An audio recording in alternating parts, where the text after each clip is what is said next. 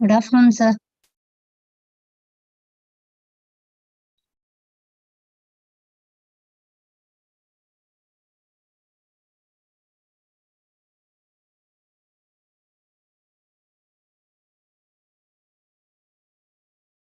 Post ಮಾಡ್ಬಿಟ್ರೆ ಮೇಲೆ ಬರುತ್ತೆ ಎಲ್ಲ.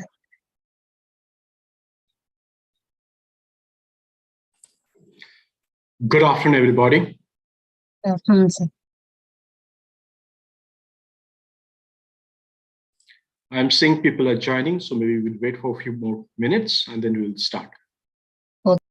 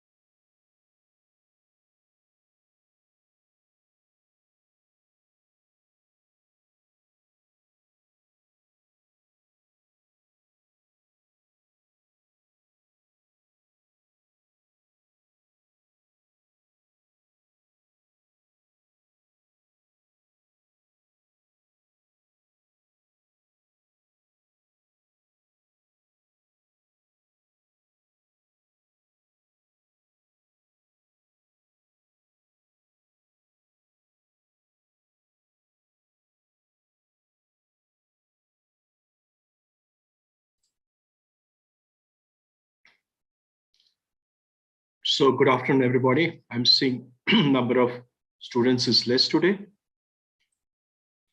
So I hope all of you are fine.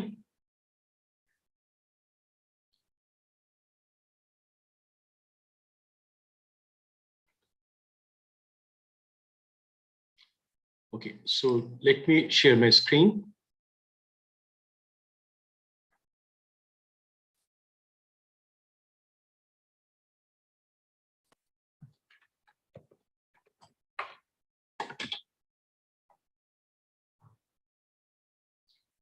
So let me know, are you able to see my screen? Hello, students. Yes, sir, it's visible. Yeah.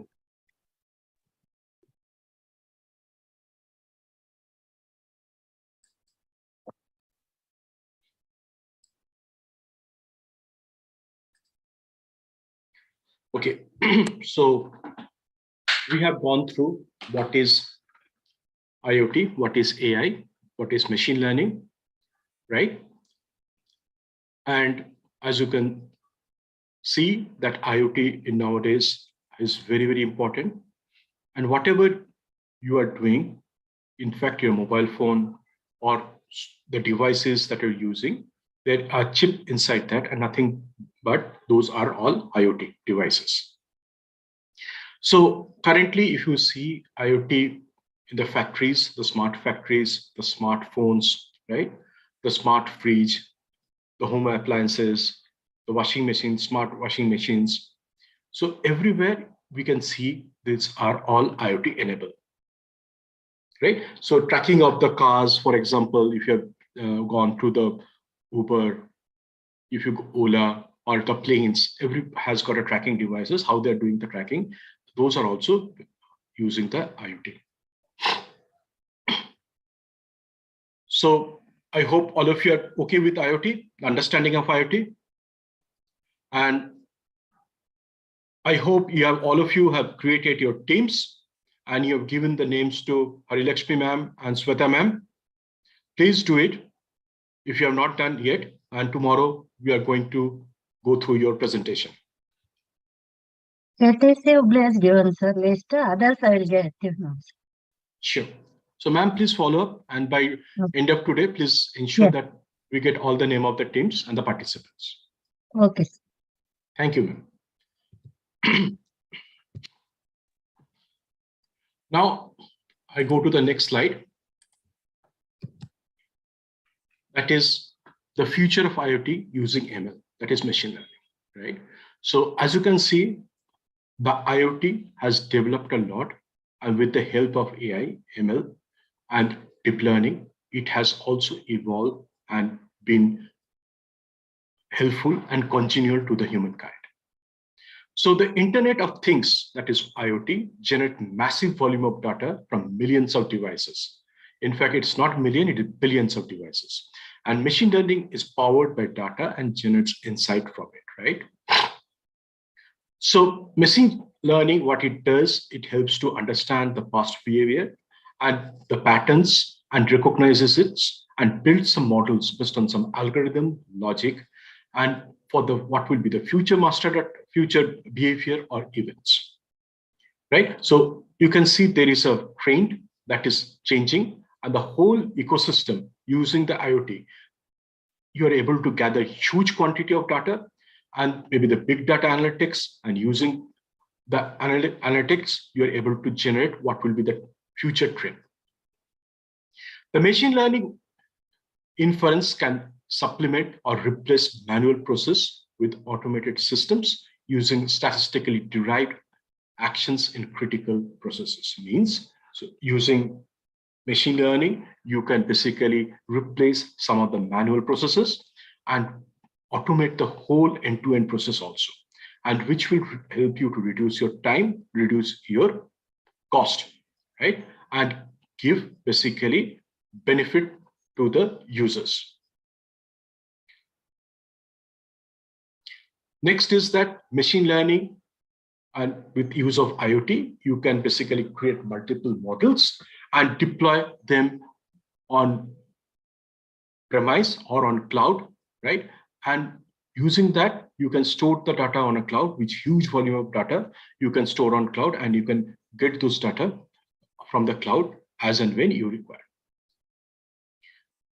And for an example, using the machine learning, a company can automate the quality inspection and defect tracking on its assembly line, track activity of assets in the field, and focused on consumptions and demand patterns, right? So this is just a small example, and there are so many things are happening, right? You have seen in the healthcare, using the general terms, one can basically find what is the problem with the patient. Using basically AI, the defect can be found. In fact, in the social media, if there are basically people want to create or spam the system, using also the AI, one can, using the machine learning, also can help and predict and basically stop those spams also. Next is AI and IoT. All of the connected sensors that make up the Internet of Things are like our bodies, and they provide the raw data on the what is going on in the world. And based on this, the analytics is done, and based on that, what is the future trend or what are the future predictions can be done. Just to let you know, if you think AI is basically is like our brain, and basically the data and the are basically collected using the IoT devices, right? And based on those, it can perform multiple actions. And I'm not going to go through and read out all the sentences. You can already see that is huge volume of data, massive data that are collected, and it is going to go up and up with each and every day. And we are basically, that is why there are basically the cloud computing is happening, parallel computing is happening, using the powerful computers, supercomputers are used. And for example, you can take an example is a weather forecasting, where it takes a lot of data required to do a predictive analysis for the weather, right? So there is a huge amount of analytics that are also going around the world. Now, just to give you a sense of what is happening, this is basically a simplified 5-stage diagram, the key stages of a NLC, that is natural language processing system, where basically, for example, it picks up the voice, and with the speech recognition, it converts into the text, and using the NLU, right? That is natural language understanding. It can conversation with the AI where the data mining can happen. Using the data mining, you can do the analytics. And based on that, the speech synthesis can be done. For example, if you have seen in your mobile phone, they can recognize your voice, and based on the voice, they can basically do the activities what you are saying. Now, coming to the next is that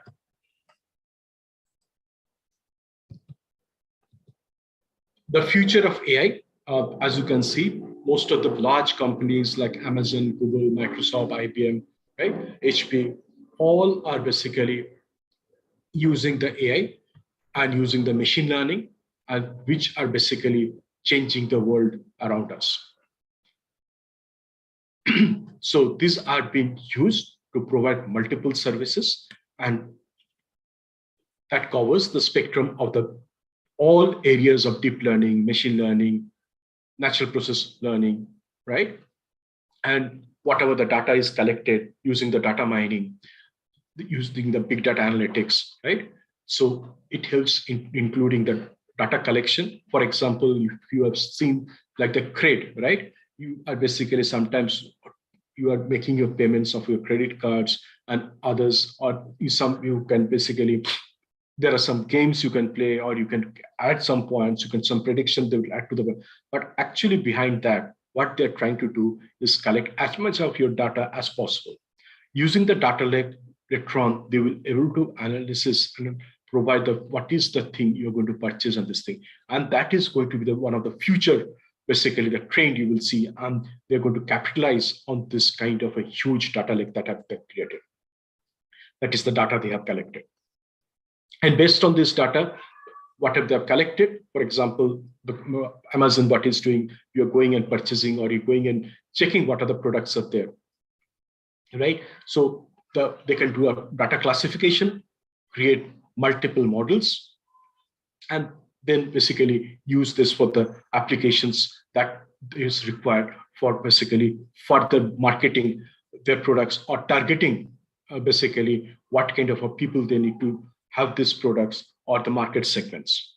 And also some of the companies use this for their data building, training, and for the future application development that they're doing, or use this also for the enhancement of their application developments. Right? Now, students, I have given you basically the assignment which you are going to talk about. So just one of the assignment was creating virtual assistants or the chatbot.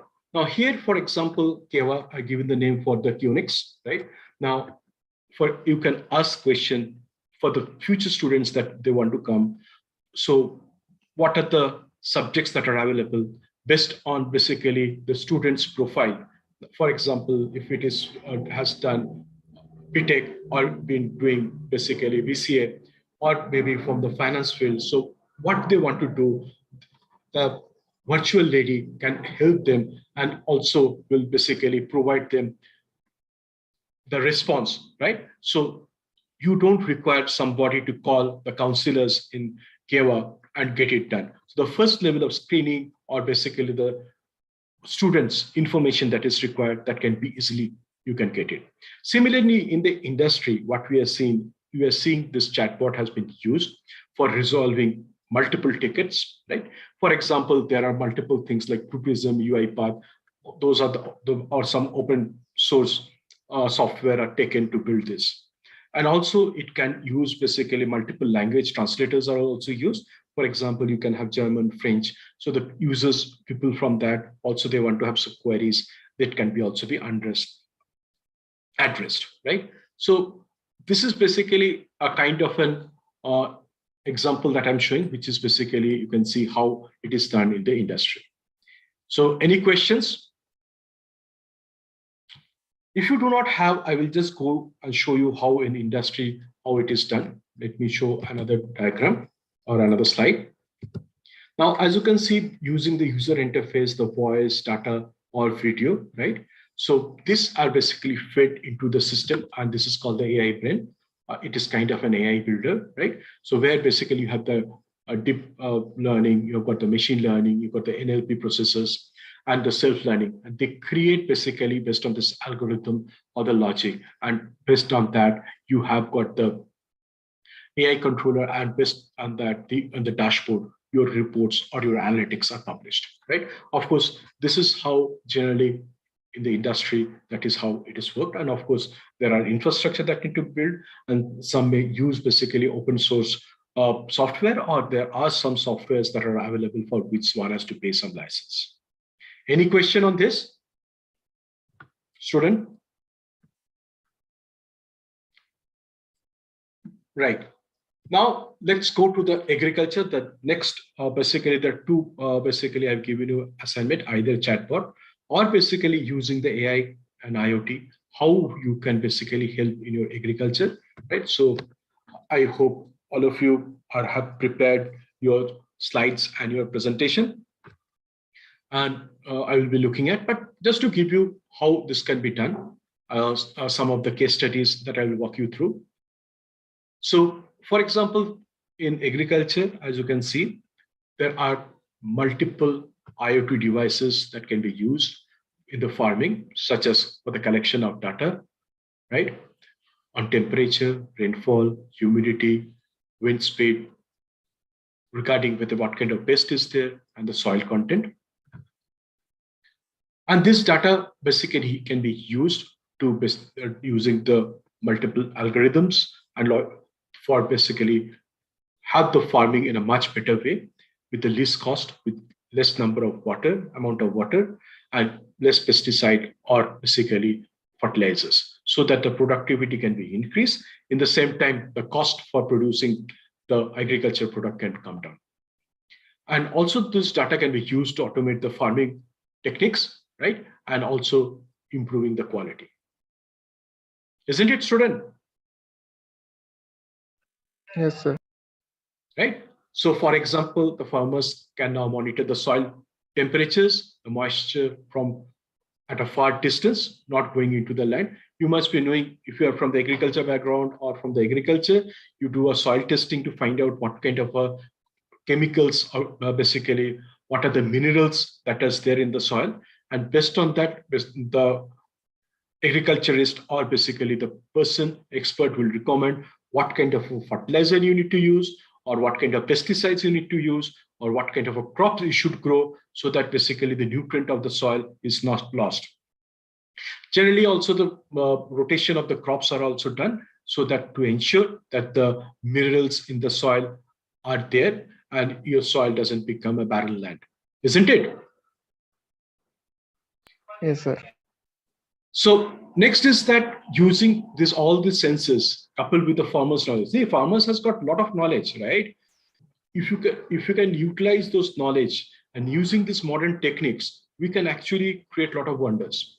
And you have seen already that India has started exporting so much quantity of agricultural products.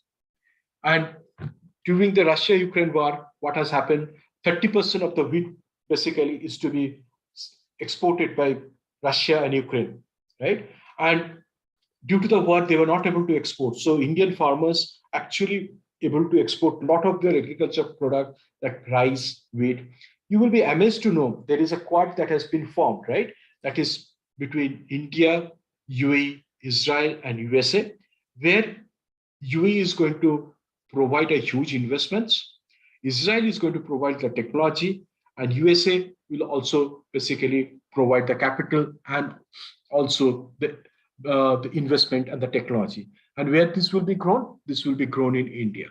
And already, I think $2 billion they have already, UAE has put it forward into this thing for this investment for this. And in India, they are going to build a lot of warehouses, and the increasing of the productivity of the crops will be used basically by using the Israeli technologies. And then India can do a lot of exports. So a lot of people will get jobs.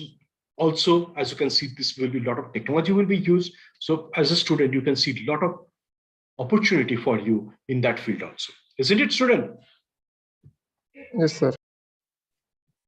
Right? So what we understand using the technology like IoT, AI, right? what we can do, we can basically increase the farm productivity and also reduce the cost of production of those. And that will help in what? Increasing our forex in our country, and will able to generate what? Lot of jobs within our country, isn't it? Sir. Okay. So I move on to the next. So this is a case study that I want to take you through, and this is an actual case study using the smart irrigation system to improve the kiwi production in Italy. So what has happened is that as you know, there the manpower is quite less, so they invest a lot of amount on the technology to increase the productivity, and also they want to provide a standardized quality product, food product, to the consumers. So what they have done, they have used a smart irrigation process where they have used the wireless sensors network, right? Using the low installation maintenance and also operating costs, right? Since the cost of the employment or the people there into the fields will be very, very high. Now, what happens is that using the IoT platform, it will collect basically the information from the sensors, they put it into the agricultural land. And using that also, for example, the cameras, all the multiple devices through which they can take information and they can send it to the satellite. Based on this, the information can, using the kind of algorithm and analysis, it will come to the mobile phone of the farmers, and which will help the farmers to take decision, right, in the irrigation, and also regarding when they need to basically take the fruit from the tree, or what are the next processes they need to do. And with also, for example, if there is a weather forecasting, based on the weather forecasting, if the rain is already predicted for the next day, then basically the sprinklers, they may not use it. Or depending upon the quantity of underground water or the soil nutrients are there, they can basically use the water or the fertilizer. And also depending upon whether any insects or basically pests are there or not, they can basically have those pests. And they, for the fertilizer or basically the pest, they can use maybe drones, using the drone technology to spray over the land, right? So, and as you can see, they're basically, they can use smart way of doing the agriculture, right? So what happens, the farmers can have a prompt warning if there is any kind of disruption they can see into their agricultural product. For example, if they see there is a huge basically rainfall is coming, or maybe they can see the fruits are not growing in a proper way, right? So they can take a decision, because if you see the kiwis, you will find the kiwis in the similar size, and also this most of the weight will be the similar, and that is basically for that you can get a premium, right? And using the less water, how you can harvest your product. We move on to the next slide.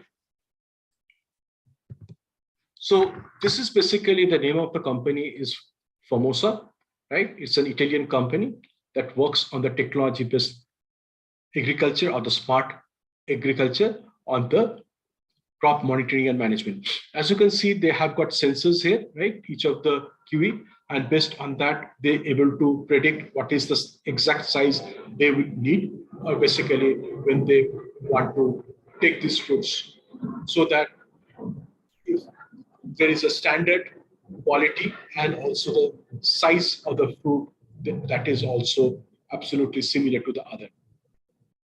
So what they have done, they have developed wireless sensors networks, right? The kiwi plantation fields, and the main aim has been reliability and the cost during the kiwi growing season. So in a particular growing season, so they're able to monitor and have an accurate analysis of the crops. And based on that, they're able to monitor much better what is the amount of water that will be required, and also They can plan what kind of fertilizers they need to use or any other thing that basically is required to manage these crops, right? So here in case of kiwi, the fruit diameter sensors is very, very critical, because if you go and buy the kiwis, you will see they're absolutely almost the same size and the weight is almost the same, right? So this is how they're able to get a higher price, because if you have the similar kind quality of the fruit and also this thing, you get a premium price. And as you can see how they have done, so they have got sensors in the trees. Based on that, it basically using the GPRS, they send it to the where all the information is collected, provided to the cloud, and using basically the calculations, it comes into the farmer, and then the farmer can basically take proper decision on that, what need to be done, right? So this is basically using the network and using the sensors, how basically the farmers can reap benefit using the technology. Before I move on to the next slide, any questions, students?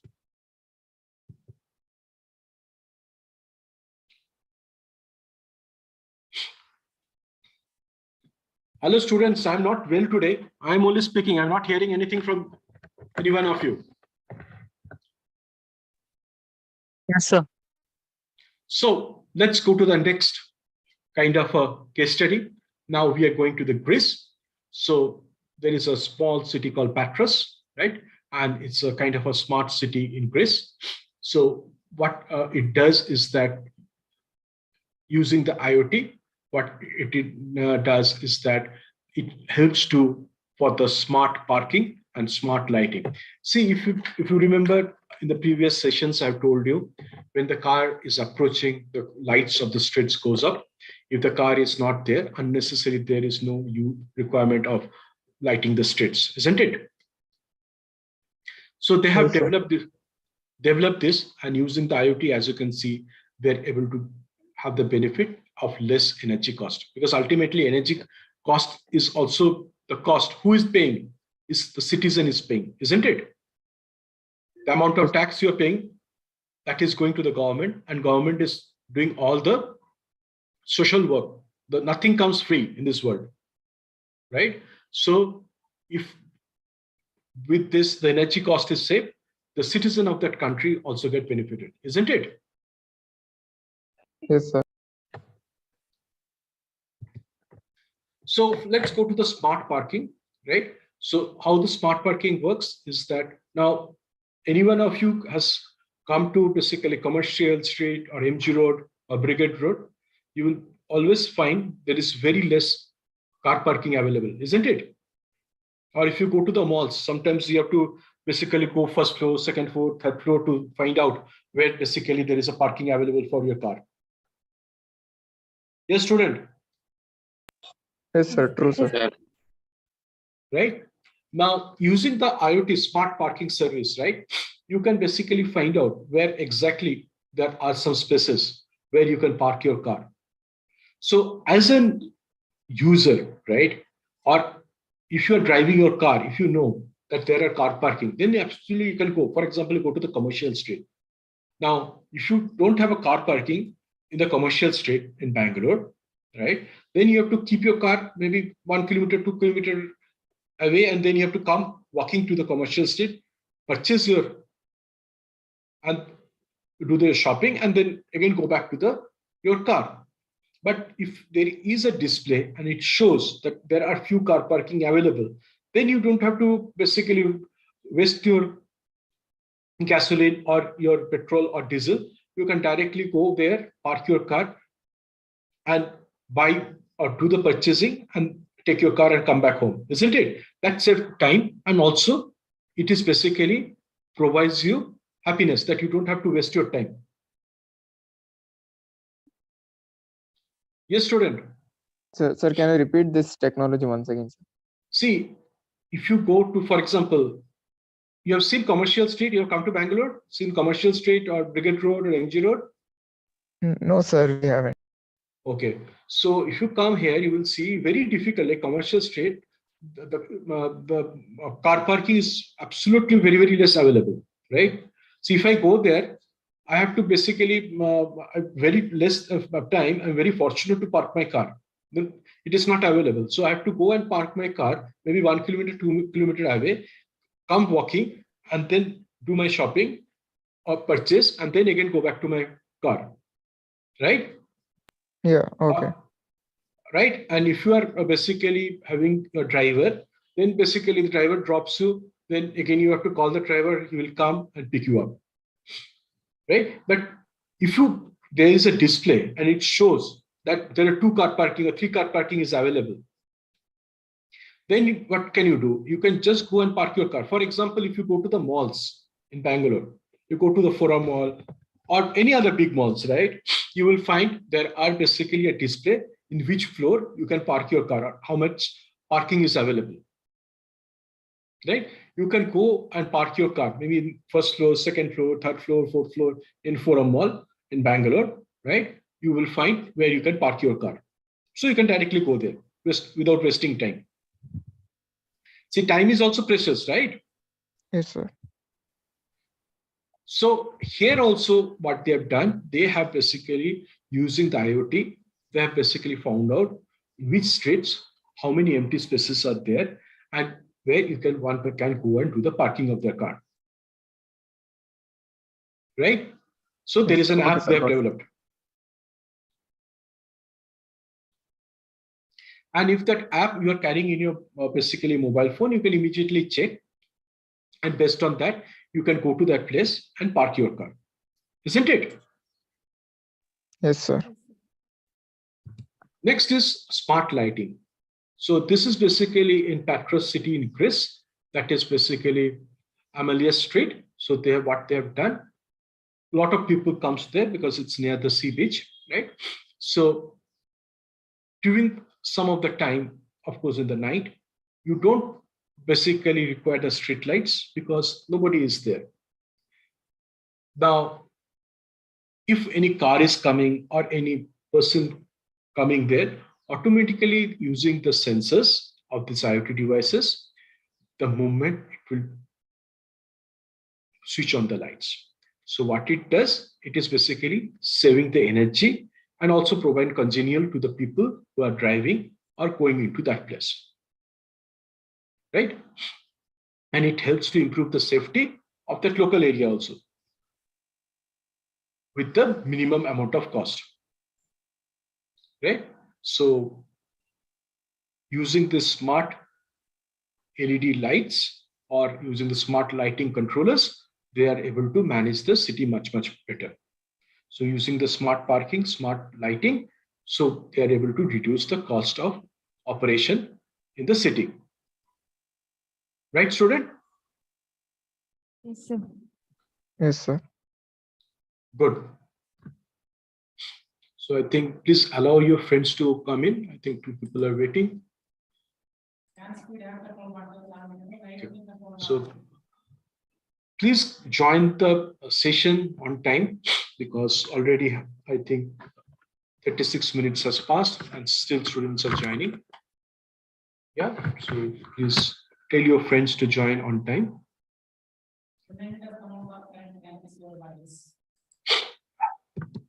Okay.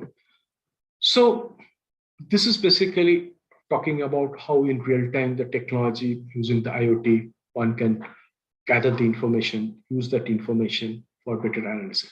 Now think through, now using this IoT devices, right?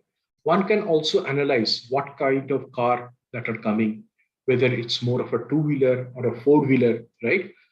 And how much time the car is waiting in that parking lot.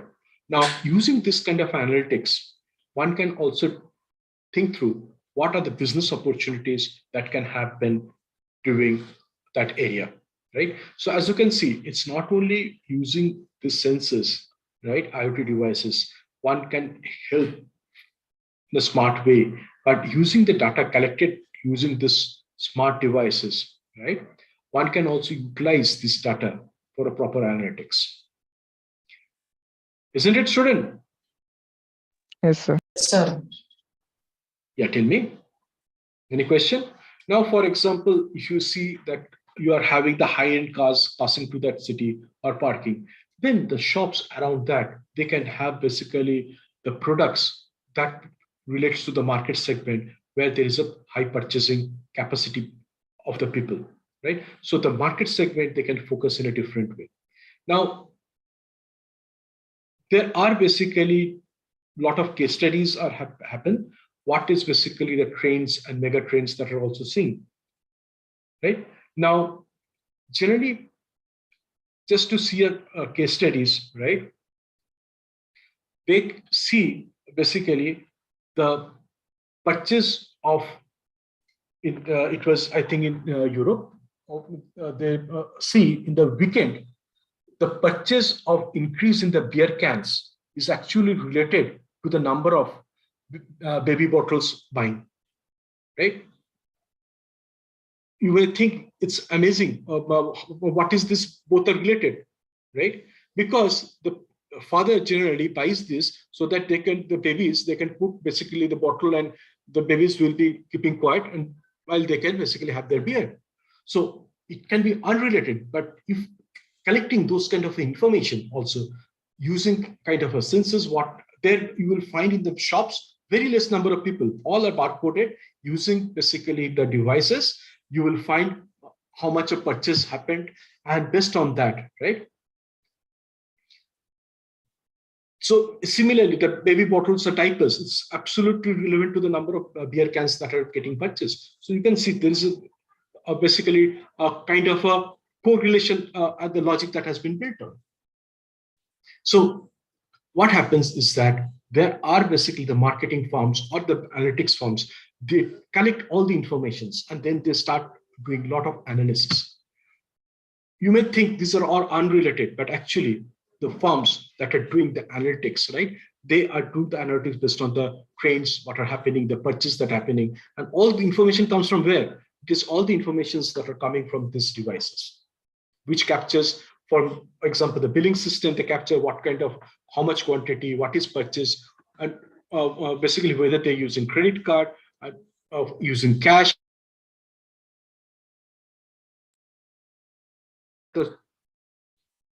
In the malls for the suppliers, they will also supply accordingly, right?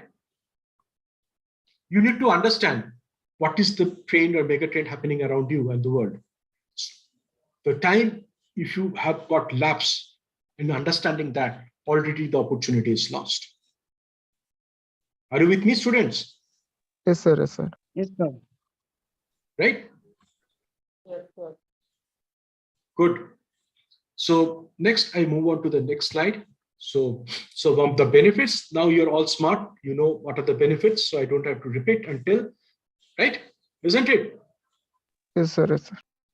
Right? So the cars are not circling around that place, and that basically, if they know, they will immediately go and park there. So the fuel consumption getting less. So next, they will be also be all happy, right? Because they will waste less amount of time. Good.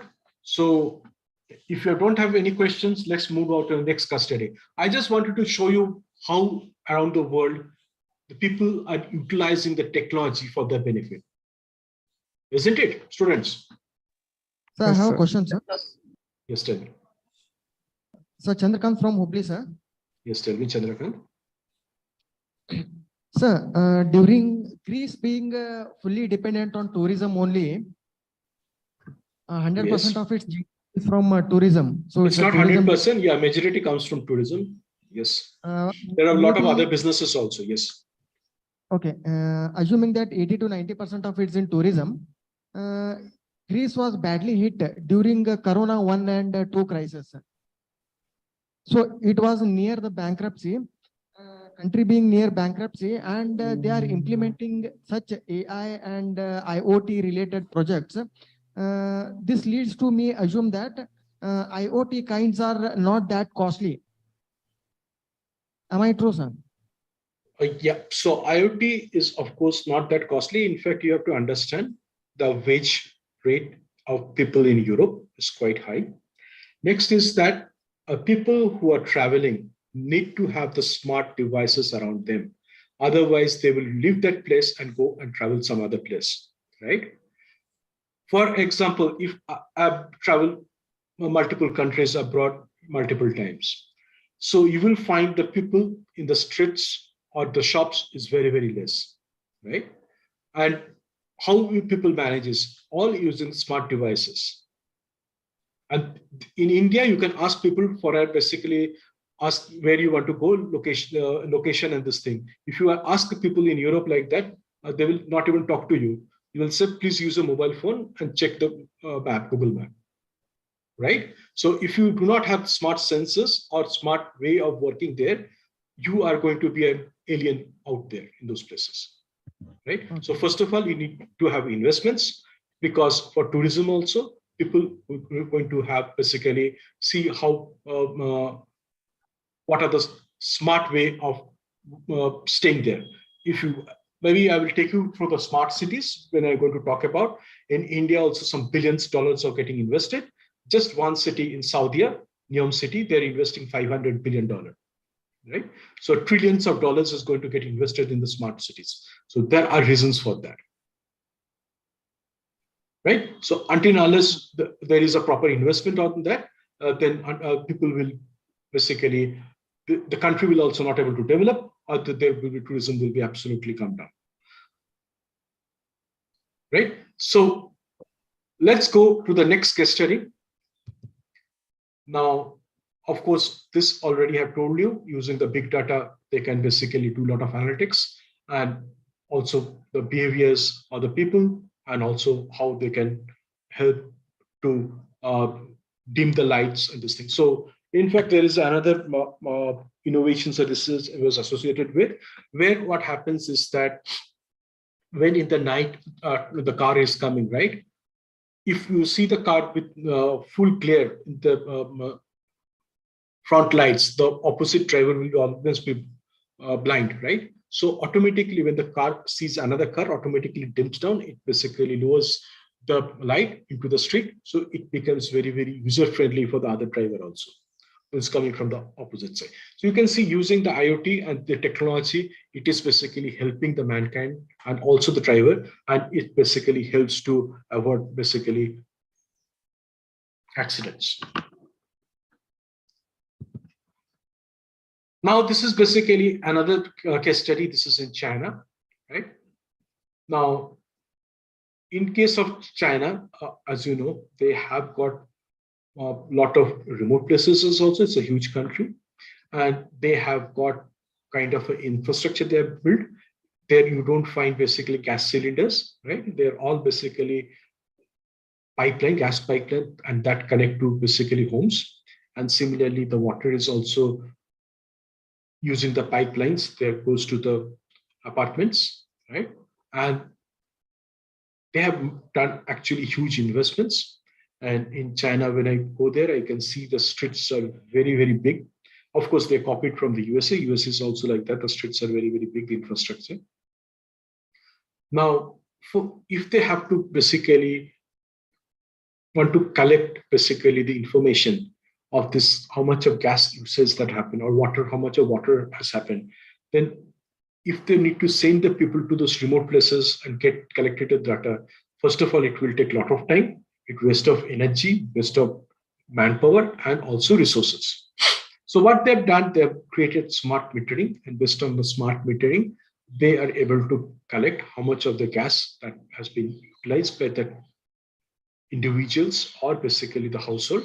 Similarly, how much of water that has been collected, and based on that, they have to pay the amount.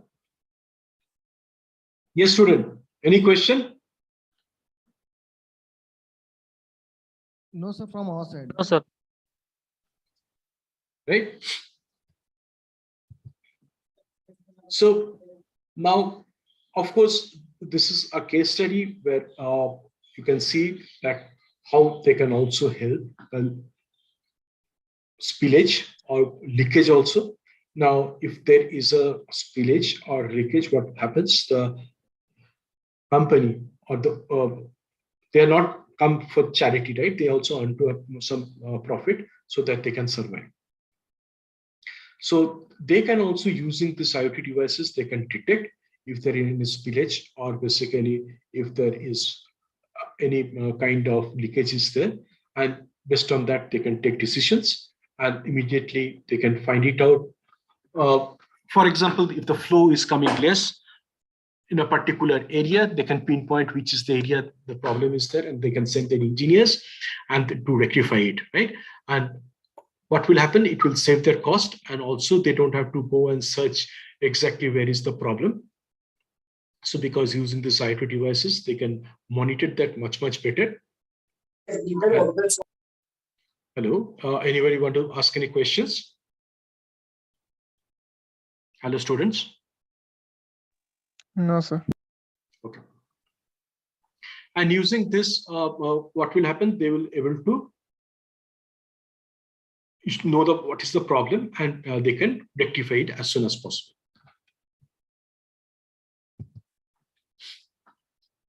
So similarly for the gas meters also, they can basically multiple locations or remote places they can have, and they can use this technology. Now just think of, you have seen Indian company NTPC, right?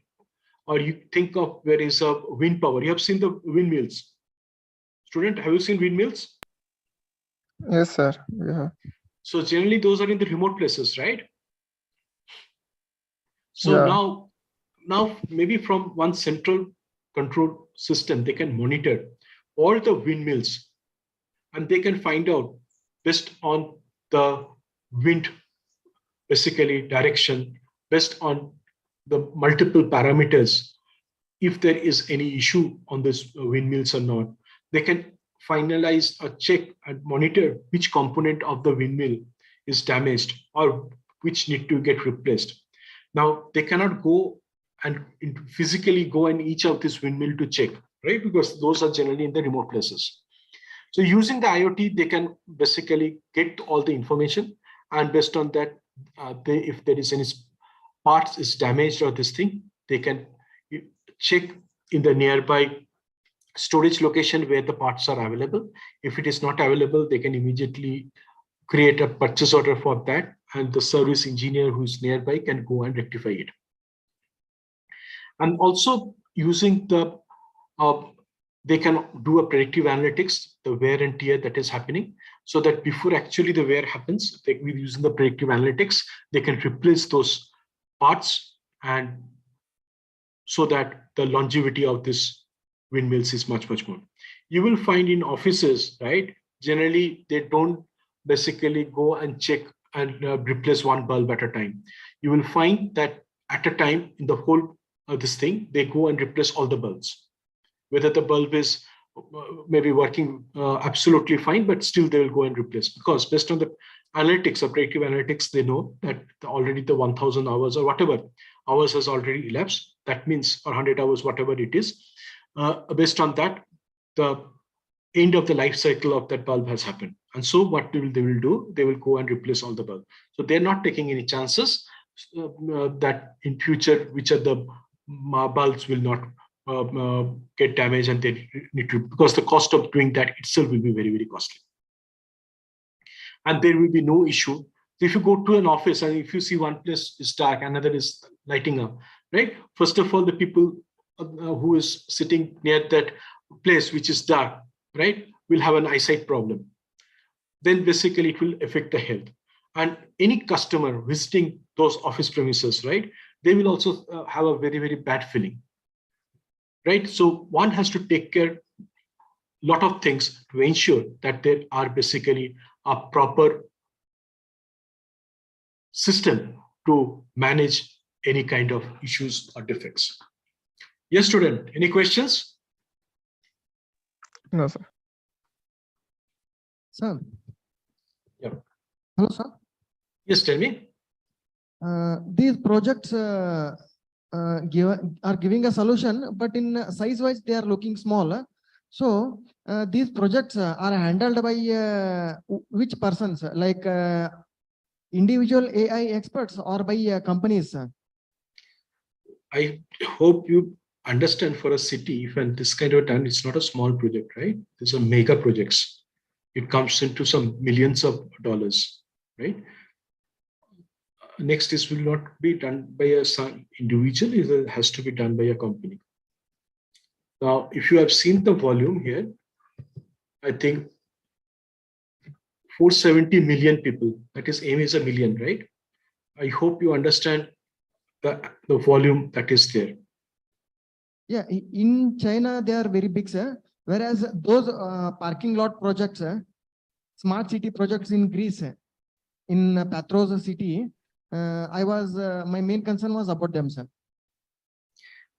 Those will be done by company. It cannot be done by individual people, right? So those are implemented by a company, and in fact, there are some investments, not like China, but of course, there is a good amount of investment. They need to budget it for that.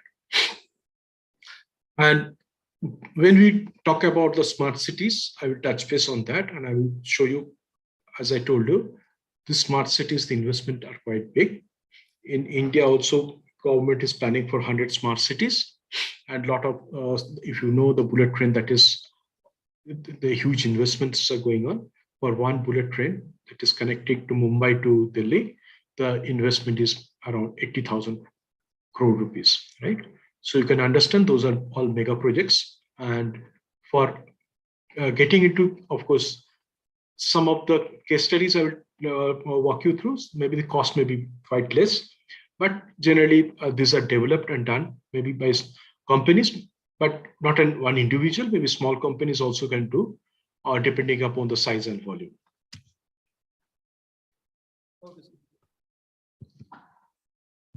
Right? Yeah. So let's go to the next case study. I think China we have already done. Let's go to the Croatia. Now, as you know, in case of Croatia, they are basically using the sensors to monitor the air quality. Now, if you have gone to Delhi during the winters, you will find the air pollution is very, very high, and it's absolutely not good for health. It's excuse me. So what has to monitor? And now when I travel to basically not in India, when I travel to Beijing, for example, my colleague immediately given me a lot of mask because the air pollution is so bad that it's very difficult to breathe properly outside, right? Because of the so much of industry and this thing in near Beijing, the air pollution has got very, very bad. So you can understand that if the air quality is not good, people and tourism will also get affected. The people living there, the health also, they will have major problem. Similarly, you have seen in Delhi, they have done a lot of restrictions. You can know there's odd and even cars that they need to travel during those time. And also they've requested a lot of farmers not to burn the straws or the agriculture, the waste, and that was creating a lot of air pollution over Delhi, right? So to enable the people to live safely, right, the pollution has to be managed. Next, if you are best near basically a coal-based power plant, you will see a lot of pollution that is coming out from that. So that is why there is a trend to go towards renewable energy. It can be solar, it can be hydro, it can be biogas, it can be windmills, it can be waves, through waves we can get, or nowadays using the hydrogen, green hydrogen or blue hydrogen, we are able to get basically our energy needs. So that is basically the trend that is going to go up. Of course, nuclear is also there, but those are very, very costly.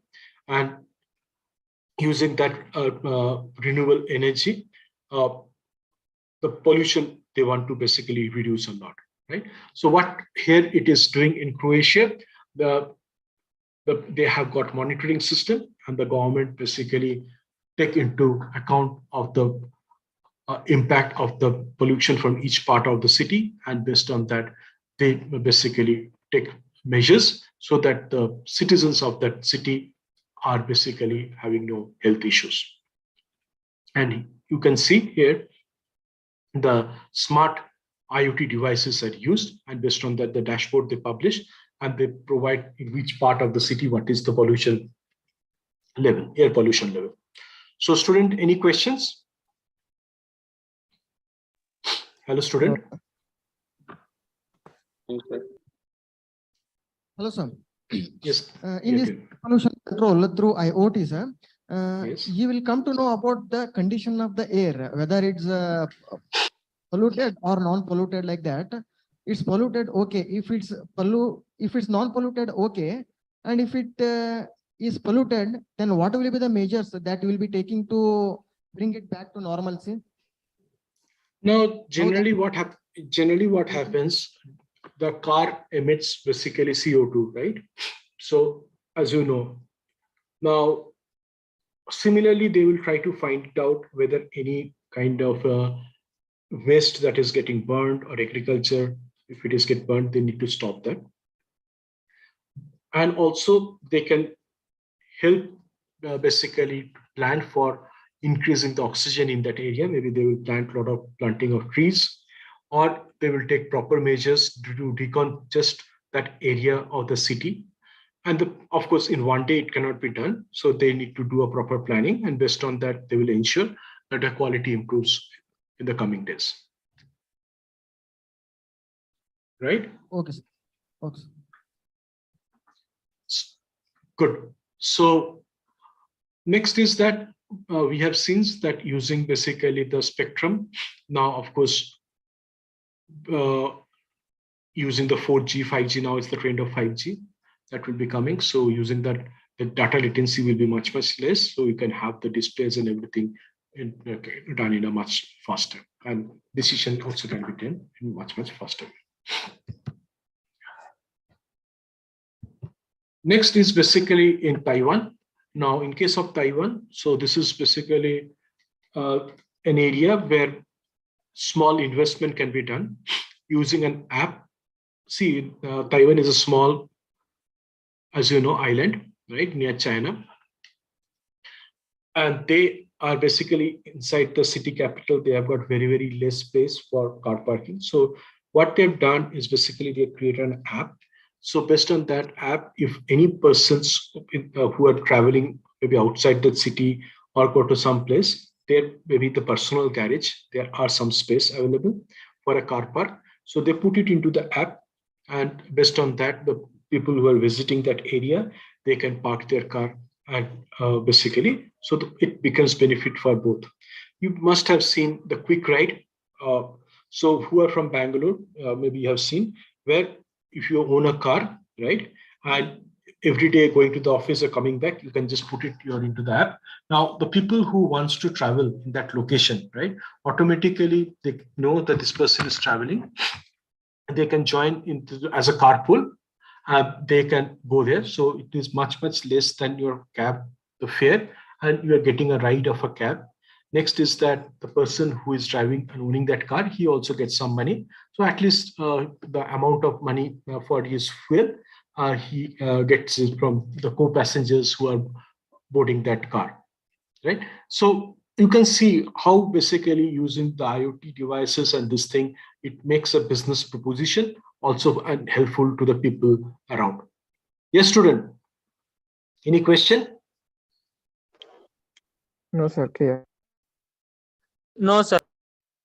So I'm just trying to show you about around the world what is happening, so that you know that how IoT in nowadays has got benefiting each of us, and it is widely used, and it will go up and up. So you have taken basically into this future, and in future you can see huge demand that are coming up for you. So if you don't have any questions, then I will show you some of the using the AI, what are the mega trends or trends around the world. Right, students? Sir, Yes. Tell me. sir, can you give us any example that can we relate in our environment? For example, some technologies that has been used in the public sector in India or Karnataka. Sir? Any IoT devices that are used in the Indian cities or so something? you can see the Rapido if you come to Bangalore, the auto, right? Just giving an example. So you can book using a Rapido, the auto, and automatically the auto, what you will do using the Google Map, and this will come to your place. I talked about Tanish, right? Indian company, Tata company. where Yes, sir. actually Yes, sir. you download, you maybe after this class, you just download, right? So if you want to have maybe a chain, buy a gold chain, right? You can just put your face near that and automatically you can see in your neck which chain is you liking the most. For the ladies, they can, if they buy a bangle, right, or earring, they can just go there and basically check how it looks like in the hand and this thing, right? And you are not going to a shop, but automatically you are buying it. Now, in case of for example, the Indian companies, you have got big basket, right? You're buying the fruits, you're buying basically products. That is basically how you're doing. You're just going their app, and based on the app, you're ordering it. But in the back end, what is happening? Next day morning, you're getting the product, right? But in the back end, there are a lot of things that gets into action, isn't it? Now, Yes, sir. using AI, what they're going to do, if, for example, which kind of products you're purchasing, they can come out with some kind of scheme, a special discount for you, or depending upon the area from where one particular products is getting purchased more, right? They will basically, for that area, they can come out with some big discounts. Or basically like Blinkit, so they have got locations wise, they have warehouses, so that at very, very short time, they can, these are Indian companies, okay? I'm talking about Indian companies. You can get delivered, but of course they cannot keep everything. So they will know what are the basic needs of those that gets maximum amount of basically requirement, because that time lag is that very, very short time. You need to get that item at your home or the specific location you have asked for it. Okay. Are you with me? Yes, sir. Yes, Okay. sir. Okay. Now let's see basically what are the trends that are coming up into the AI. So let's go and check this.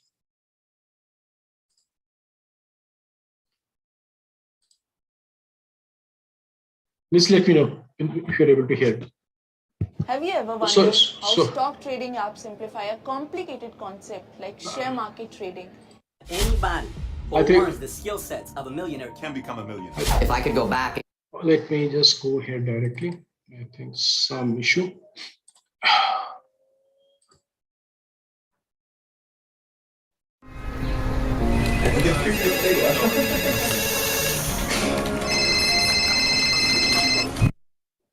Just take it up here directly. Number 1, Internet of Things. In the past, the internet was the thing that most of us used only when we were on our computers. Then, some years ago, it began making it to our mobile phones, then our video games. So this is basically some of the mega trends or trends that is coming in the AI area and IoT. And as you can see, the Internet of Things, IoT is one of the most important thing that in the IT area that is going to happening, right? Game consoles. And today we're heading in a path where we won't need to say, I'm on the internet any longer. I did not see that coming. Almost everything we use, both indoors and outdoors, will be on the internet, from our fridges and washing machines to our power supply and home security systems. That's why knowledge of networks, data communication, and software will be skills that are needed in pretty much every single industry out there. Manufacturing, construction, and service industries will be on a constant search for new internet-based mechanisms to incorporate into their product in order to gain an edge in the market. The tech geeks will become the ones helping operate our entire environment. The Internet of Things will actually include almost all of the things. Internet, so helpful. Number 2, artificial intelligence. Google. So you can see the after IoT, how basically what are the trends? These are all the trends that we see into the IT areas. So based on that, right, you can also think of your future, where you want to pursue. What is your passion? Which area you like? Google studies our behavior. Facebook learns our preferences. We ask Siri to find us near places to eat. And we let Amazon guide us through the vast aisles of the digital market. Ever since the machines began acquiring knowledge of their own, they've taken huge leaps towards developing a real humanly consciousness. Today, we're on the verge of an era where we will move around in self-driving cars. work alongside robots, and read books or listen to music that was created by a machine. Some of us are actually doing some of these things already. Alexa, can you pour me a cup of water? Watch. The field of artificial intelligence in the coming decades will become one of the most vibrant arenas for endless experimentation. Also, as everything becomes connected thanks to the Internet of Things, more and more data related to our behavior will be collected. So as you can see, the more and more data that is getting captured, right? Those data will be used using the analytics. And there is a huge scope for the people who want to go into that area also. And the machines will have infinitely more material to learn from. Don't forget that artificial intelligence is not only a field that is exclusive to the computer scientists.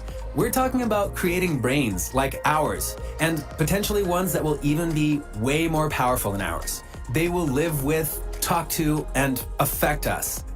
That makes the field as much a field of interest for computer scientists as it is for psychologists, philosophers, politicians, and managers.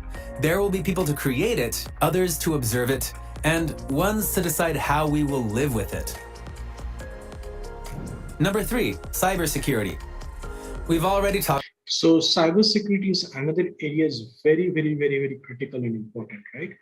Now, when I will just walk you through all the cybersecurity the coming session, you will understand.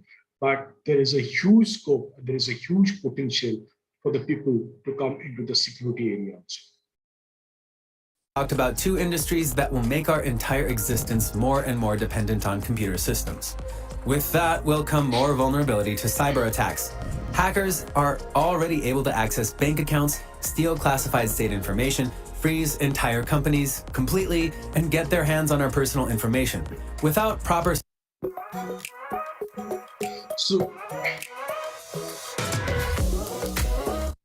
cybersecurity systems, though. They will soon have potential access to everything connected to the internet, which will be almost everything around us, from our houses to our cars to the medical.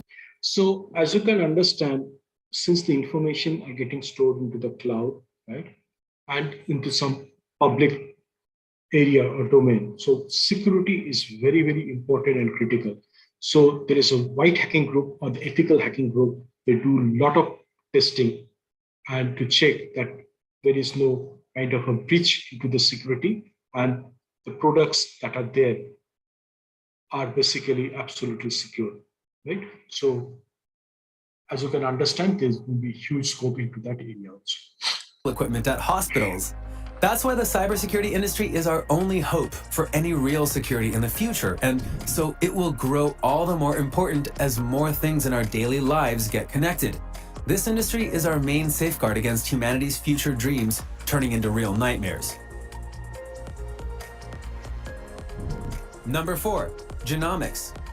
15 years ago, exactly in 2003, the US founded Human Genome Project, which had begun in 1990, was finally capable of sequencing and mapping the human genetic code. This project cost $3 billion. If things had stayed at that cost, the industry wouldn't carry much hope, since not many people would have been willing to enter into something that expensive. But today, sequencing a genome can cost just around $1,000. So you can see the advancement of the technology has happened, right? From such a huge amount of money spending on that with very, very less amount of money, so that it is becoming, and in future it may come down further and helping the people to basically have those analytics and the analysis done in a much cheaper way. So as you can see, there is a lot of progress is happening in this area also, and there will be a lot of scope for all of you to get into this if you are willing to go into this technology also. Today, the field of genomics is at its highest level of vigor, with players like Bill Gates and Google jumping on its bandwagon with billions of dollars in investments. With the research being more facilitated, genomics is expanded to completely transform our understanding of the human body's components and our ability to cure and nurture it. Our safeguard against cancer, diabetes, and even our hope to quickly adapt our bodies to the sky-high rates of change in our environments in the decades to come all lie in genomics. Come on, where you at? That's an industry that is expected to become worth more than 20 billion in 2022. That's only 1 year from now. And Number so now five, it has gone. drones. So maybe some of you may be thinking drones is only for use in the defense, but actually the drones nowadays used in the commercial or for the public uses has increased by leaps and bounds, right? So this is another area of the technology where basically a lot of you can get scope. In fact, if you are aware in the stock market, I think months ago, there was an Indian company which launched IPO, right? Initial public offer, and they were oversubscribed multiple times. So they're doing basically training for the people who can able to run the drones. So there is a huge potential into that area also. So that is another area one can look into also. Drone technology is now becoming more and more affordable in the same way we just mentioned with genomics. In the near past, there were times when drones were only novelty items that most of us only associated with war and bomb dropping. The missile was just a precaution. Today, drones are already becoming central to everyday non-military tasks, like photography, journalism, and like Amazon's use of them for delivery. The future is all for drones, though, and they will become used in everything from agriculture to delivering emergency. So you can see in agriculture also, so in your tomorrow's assignment, you can think of how using the drones also, you can water your field or basically use fertilizers or pesticides. So rather than the farmers going into that place and helping basically the growing crop in a much smarter way. Aid for victims of heart attacks. As they keep on gaining some intelligence of their own, as they already are, it won't be long before law enforcement agencies start using them for patrol and let these flying hawks identify the bad guys. There's literally no limit to the potential drone applications. Number 6, robotics. For several years now, more and more warehouses and manufacturing plants have been including robots in their workforce. Now we have Sophia, the Saudi Arabian humanoid that was the first robot to acquire a national citizenship. And there are robots that are entertaining the seniors in retirement homes in Japan. Very soon, we'll be having robots as our friends, co-workers, and in-house assistants. Blood on my mat. Handle it. That's why we now have robot relationship researchers to decide what set of rules will shape our interactions with robots. Some people might be afraid that robots will one day take over our jobs, but if you're a person working in the vast field of robotics, that's not a fear that you should share.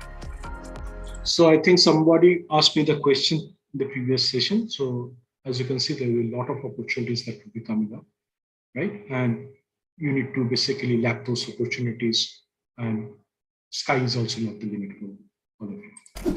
Number 7, virtual reality. Being able to simulate certain situations and environments without the costs and risks of the same experience in real life opens up a goldmine of potential applications that we could or could not imagine at the moment. The technology of VR is already being used by military forces to train their soldiers, people who are taking driver's license tests, as well as in video games. Companies are also using VR to train their employees, like ExxonMobil, who use the technology to train its engineers and field workers on fuel production processes. And that's only the tip of a massive iceberg. In fact, when I was in Spain, there was basically, in Europe, they like soccer a lot, right? So they were using the VR in the police control room, they're able to find out where basically if any miscreants are there, or maybe some basically fighting going on, or what need to be done immediately. The police are inside the stadium, they can immediately rush to that area, right? So it is in a much better way they can control the whole stadium. So you can understand how in day-to-day life, this is absolutely coming to our supporting us. Number 8, nanotechnology. There are countless ways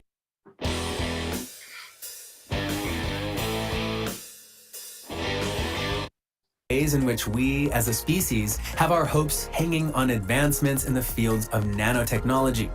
Today, there's extensive research in the field, with the applications ranging from medicine to agriculture. The possibilities are being studied regarding how we can use nanotechnology to speed up bone cell growth, the detection of cancer cells, creating self-cleaning surfaces, and implementing healthier and more efficient irrigation methods.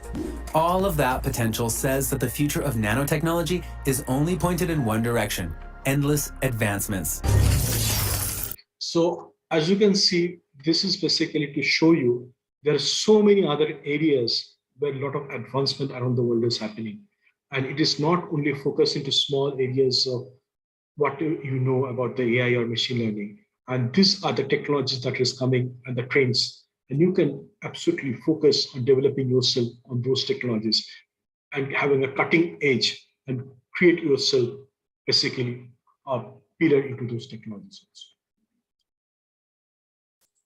Where'd that come from? It's nanotech. You like it? Number 9, renewable energy.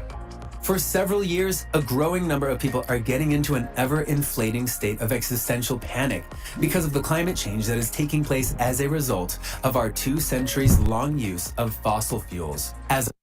So I hope all of you know what is greenhouse effect is there. And if the snow into the Antarctic or the Arctic start melting, in fact, 1/3 of the world cities near the seacoast will all go inside the sea, right? So in fact, it is said like Venice in Italy, in next another 30 or 40 years, it will go inside the sea. So if anybody of you want to visit Venice, please visit as soon as possible, because already the deterioration has happened and it has started. So some of the cities like Calcutta, Chennai, Mumbai, right?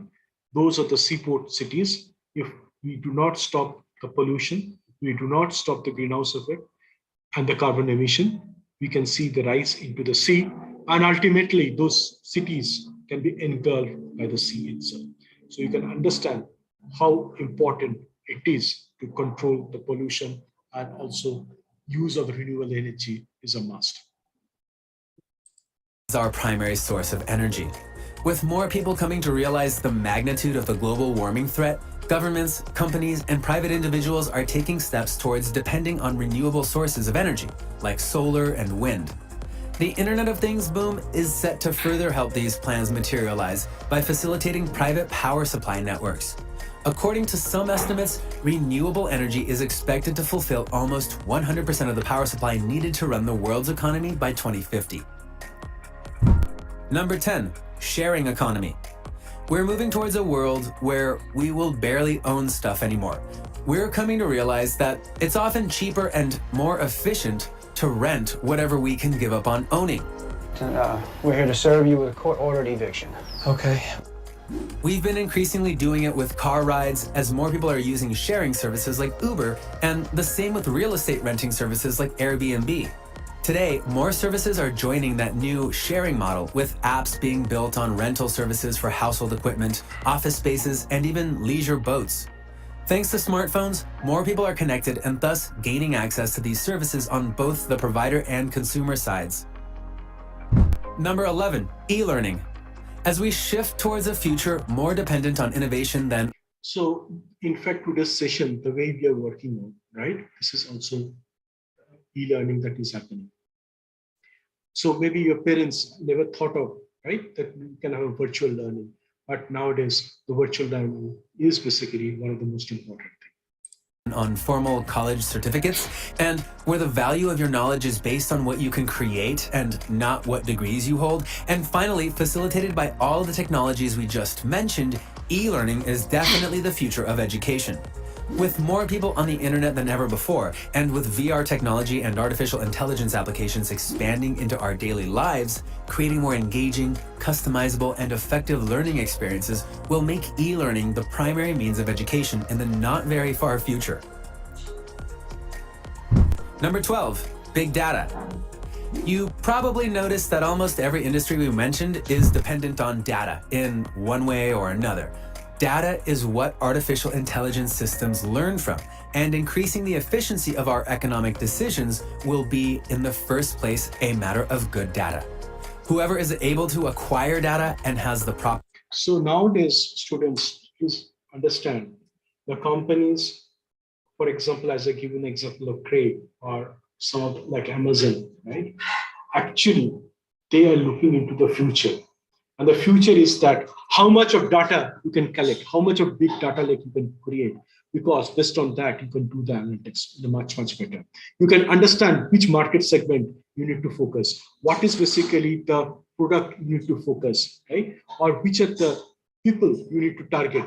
So target-based marketing, target-based product, it can be done. And for that, you need huge volume of data. And that is where big data is going to play a huge role in the coming days. Proper methods for analyzing it will be a central player in the future economy. Data scientists are right now becoming essential players in every arena, from marketing to healthcare to politics. Number 13, 3D printing. 3D printing technologies now include all kinds of material, enabling individuals to home manufacture their own spare parts and stationary items, and at the same time, giving companies new alternatives for construction and car manufacturing. This technology is giving us bright visions of a future where manufacturing is democratized. Will it be the end of mass production? Possibly, but that's a bit far-fetched and extra optimistic.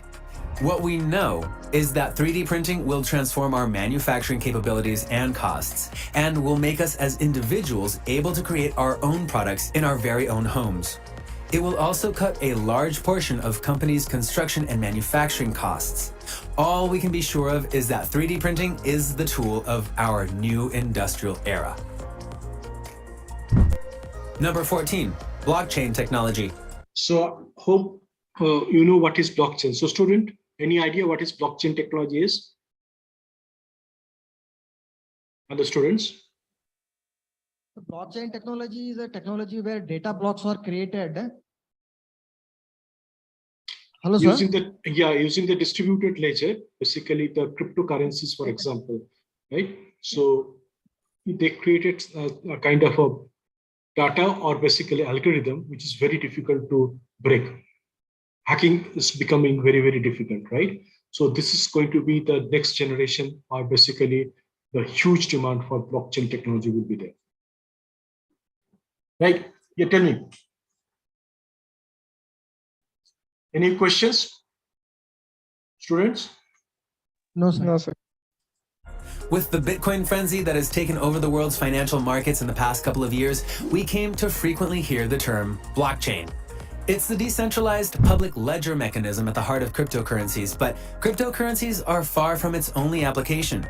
If there is one technology that has the potential to create the decentralized, comprehensive ecosystem that will facilitate all of these other industries we mentioned in a more secure and efficient way, it is definitely blockchain. Based on this technology, there are companies being launched that want to put our finances, research, identity management, and even voting processes on the blockchain. Okay, so let's stop. So there are a lot of voting patterns are also getting generated, right? Now, because using this technology, you will not be able to identify who has voted for the decision. So also the identity. So theft of the identity can be prevented using the blockchain.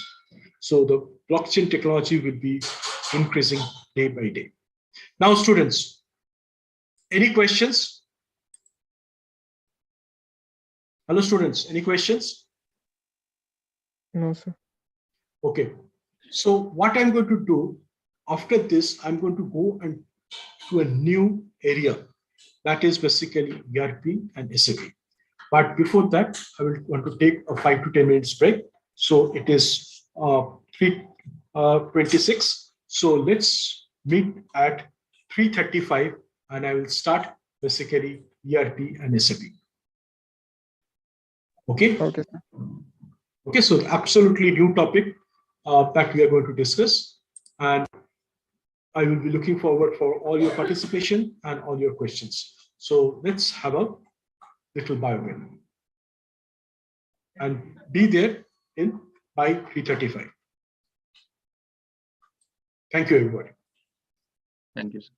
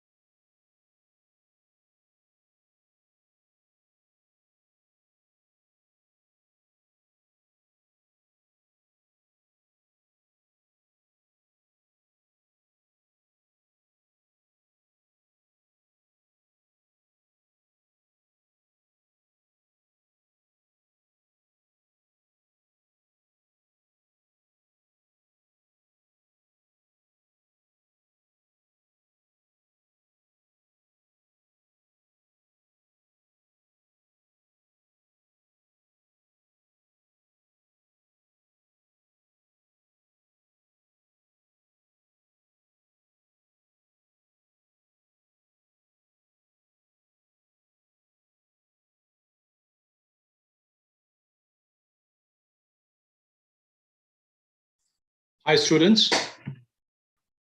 Hello. Hello, students. Hi, sir. Are you back? Hello, sir. Hello. Yes, sir. Right. Yes, So, sir. very good. So now we are going into the another area.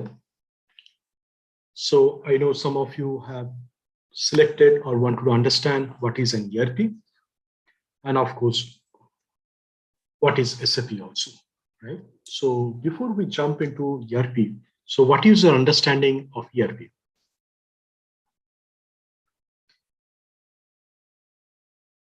Yes, student. What is your understanding of ERP?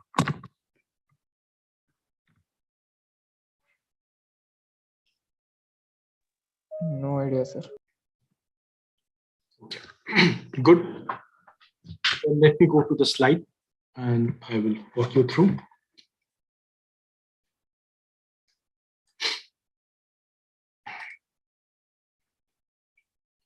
And please let me know once you're able to see my screen.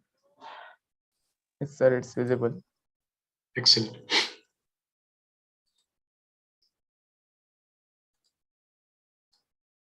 ERP is nothing but enterprise resource planning. So I've got some throat infection. If you are not able to hear me properly, please let me know. Right? So basically what we're going to understand the definition of the ERP and how it is evolved, right? And the integrated system approach and benefits of ERP and the modules of ERP. And here, of course, we are going to talk about SAP because that is the predominant ERP currently in the market. So jumping into what is the introduction of an ERP. So ERP systems are software. So enterprise resource planning. Any idea what is enterprise resource planning?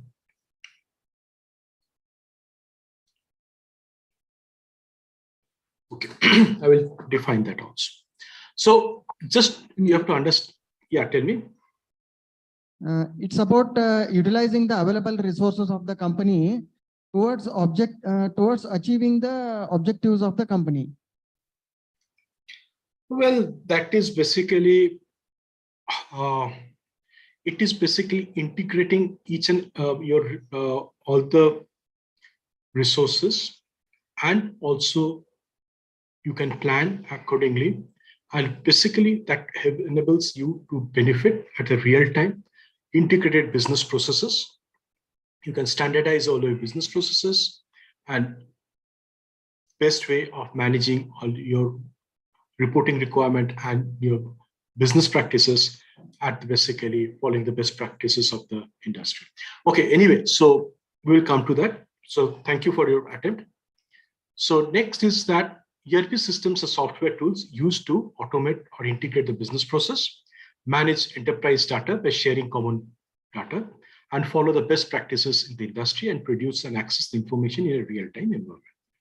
So what it does, now, for example, a customer, right? The salesperson, for example, the customer wants, I want this product. Now, take into example, you are having some kind of a pump, right? Your company is manufacturing pump and you require a water pump. The customer comes and the sales guy said, okay, we can supply because we are the pump manufacturing company. Now he has got some specific pump, he give the order. Now, generally what happens, the sales guy will then basically book that order and then tell the company, okay, I booked the order, this is the pump. Now, if there is no proper ERP system is there, then what happens? Then the inventory management guy will check that whether that pump is available or not. If that pump is not available, then they will send to the production team to check whether they are able to produce it with the materials that are available. So the MRP run will happen, and then they will check whether that raw materials for producing that or the components is there into the store inventory. If it is not there, then a purchase requisition happens, then a purchase order happens, and it goes to the vendor. And the vendor basically then supply those materials. And once the material comes, then there will be a GR, that good receipt. Then invoice verification will be done. Then it will be put into store. And using the production order, based on the quantities that are required, or it will basically issue to the production order, right? And then basically it will take its own time. It will produce the goods. And when the goods is produced, it will put into the stock, finished stock, and from there it will be delivered to the customer. Then the customer, what it will do is basically make the payment for the product, here the pump, and then basically the who are from the finance, they will know that once it comes to the bank, the invoice, account receivable invoice, need to be knocked off into the books. And similarly, the vendors from who you have purchased, you have to make the payment to them. So this is an overall process, and this will continue. Now, if there is no proper record, whether their inventory is there or not, what are the types of inventory is there, or the pumps are there, or whether what is basically the components that are there in the stock to produce that, and what are the components that need to be procured from the vendors, or whether any of this material has been issued to the vendors or not. If there is no proper online tracking available, what will happen? You ordered twice to the vendor. Once you order twice to the vendor, vendor also supplied you more quantity without knowing it. So you will have more quantity in your go down or stock. And if you have that, what will happen? The cost of managing those materials will be on the higher side. Similarly, if you don't have labor to manufacture that, you have to go to the market immediately and procure some labors. Of course, labors are not available also, so you have to pay a high premium for that. So your cost of production also goes up. If you have not planned it properly, what happens? You have to procure the material from the open market, your cost of production goes up. So all those things, what we'll do is that your basically the cost of production goes up and automatically your profit comes down, or you will be selling at a loss. Similarly, if your sales guy, if he knows that this product is basically already available, he can supply within 2 days, your customer will be happy. Now, if he takes the order and supply after 2 months, right, what will happen? The customer will be very, very unhappy, and he will cancel his order, or it's the spread of mouth. You create a very, very bad name in the market, and your business will not grow. Isn't it, student? Yes, sir. It's correct. Right? Yes, so, sir. Now, what is ERP does is that it will basically enable all the data into one single source of system. Now, using that, the sales guy can view what are the types of pumps available into the finished stock and how many days it will take to deliver to the customer, depending upon the location. Similarly, you can check the warehouses where it is available. If it, for example, the customer is from Mumbai, if he ordered, and if I got basically stock in Mumbai, then I can deliver it within 1 day. But if I have to send my stock from Hubli, where is my production line is there, to Mumbai, it may take 2 days, right? So similarly, if it is in Mysore, I've got a warehouse, I've got the stock from Mysore to, I'm just saying Mumbai, it may take 3 days. So based on that, he can tell the customer, okay, after 3 days, it will be available to you, we can deliver. Or if he sees that stock is not available, what he will do, then he will say, okay, I can give you after 15 days because this is, at this moment is not available. I will send you the material after 15 days. So the customer is also happy that he knows exactly when he's going to get the material or the pump. Similarly, if you see which are the components it is there in-house in the stock and which are the components, because for manufacturing a pump, there are hundreds of components is required, isn't it? So some of the component may be in the stock, some of the component is not there. So they can basically also check whether they have already ordered some components to any of those vendors or not. If it is not ordered, or they will basically order those. Basically, in a manufacturing, there is a minimum quantity they need to manage in the stock. So there is a reorder level. Automatically, the reorder level happens if that reaches that minimum stock. And also there is a maximum stock. So because carrying cost of inventory is very, very costly, so people try to manage very, very less inventory so that the cost of the production comes down. So after that, what happens is that once they have got, they will also check among the vendors, they can check which are the vendors that can supply at a least price. So they can basically create a purchase requisition, and they can basically got all the quotation from the vendors, and they can analyze it, and based on that, they can issue the order to the vendors. And automatically, once the vendor was produced, sent to the company, they can do a good receipt. Then there can be a quality approval process.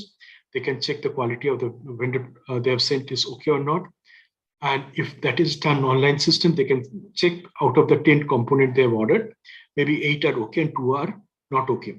So in the system, it will show that 2 has been rejected by quality. So they know that 8 is coming to my inventory and 2 has been rejected, and they will return it back to the vendor. Right? So if these are need to be done manually, or if this is a system which are not integrated, what will happen? There will be a lot of mismatch. There can be double procurement. There can be a lot of stock unnecessary sitting in that. And if the stock is already lying in that, then there will be idle stock. And non-moving stock also has got a cost. And then become obsolete. That means absolutely lost to the company. And they have to sell it as a scrap. Isn't it, student? Hello, students. Hello. Yeah, clear, sir. Yes, sir. Yes, sir. Right? So what happens? You need to understand the business processes before we jump into the whole ERP. And also, once we go into some of the ERPs that are there, it can be Oracle, it can be Microsoft, right? Microsoft Dynamics are there, SAP, which is the market leader, or BAN or homegrown ERP systems are also there. A lot of homegrown small companies has created. Now, some of the business functions that are supported by ERP are supply chain, good receipt, inventory management, customer order management, production planning, shipping, accounting, human resource management, etc. Is it clear now? Hello, students. Yes, sir. Yes, sir. Yes, sir. Okay. So let's go on to the next slide. Now, similarly, I've given you how the 4G also evolved. Now let's go to the evolution of ERP also.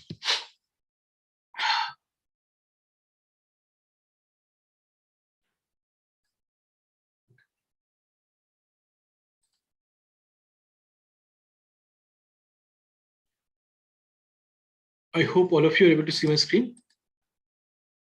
Yes, sir. So what happens, in fact, this is just how the ERP started in a small way, right? So generally the reorder point system in 1960s, it was done. The purpose was that using the historical data to focus the future inventory demand, right? So generally based on the amount of consumptions, they able to focus what is the reorder level. Because if you keep too much of stock also, that is also not good because it has a carrying cost. And too less stock also if you carry, then also what happens if an order comes, you are not able to survive the customer demand. And also depending upon the reorder level is calculated, there are formulas that also the vendor will also send those goods that also has got a transportation cost and the time to send those. So depending upon your demand and the cycle of your production, this all was created, and that is how they were able to manage the inventory much, much better.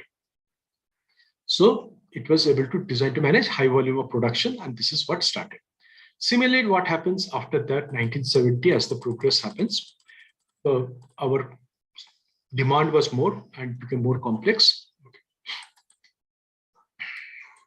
So the material requirement planning, the MRP, came into 1970s and offered a demand-based approach for planning for the manufacturing of products and ordering inventory, and focus on marketing. The benefit was on marketing for greater production, integration, and planning. So these were basically the starting. Just to let you know, SAP actually started with R1, that was in 1972. It is basically 4 young, intelligent, smart kids like you who were working on, and Siemens generally in Germany provided basically in the factory premise, where they allowed them to basically work and develop this SAP system. And these 4 young gentlemen developed the SAP system, that is in early 70s, and then how the SAP was done. So if you are not aware, actually in India, Siemens were authorized to sell the license before SAP themselves came to India. So that is the story of SAP and Siemens, right? So I had worked in Siemens. So in fact, that we used to have a very high privilege with the SAP guys, because they also know about the support that Siemens had provided to them. So initial days, Siemens was the only authorized partner to have the SAP certificate trainings in India. Of course, now there are a lot of other companies that have come up, right? Okay. Next is that in 1980s, the manufacturing of resource planning started, where industries started adding huge capacity, and they want to monitor and execution of the production plans. And for that, they need more sophisticated systems, integrated system, right? So to focus on the quality of manufacturing strategy, right?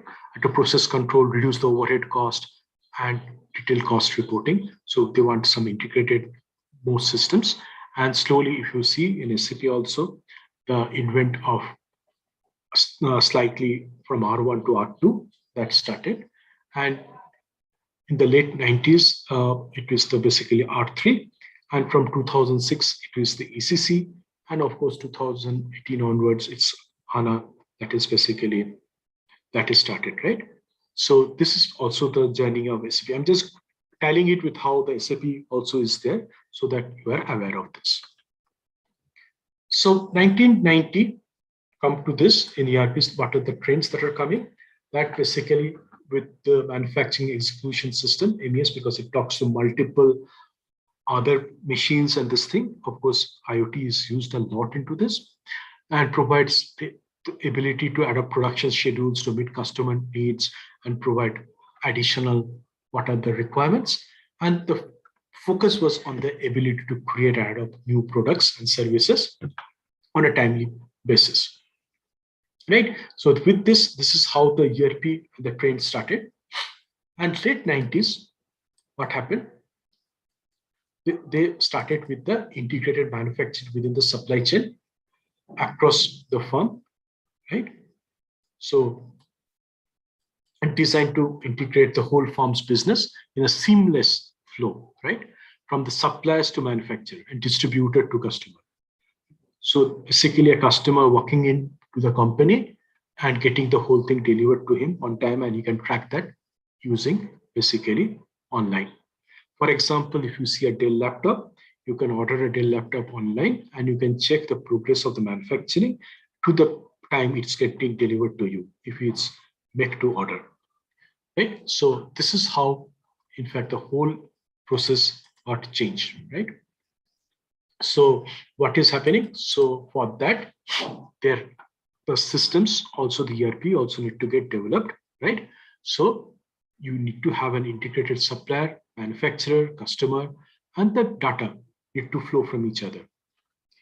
So if you see before, who are from finance, they know the bank reconciliation and this thing, they have to get the bank statement, get the printout of the transactions from the firm, and then basically manually telling it. But nowadays what happens?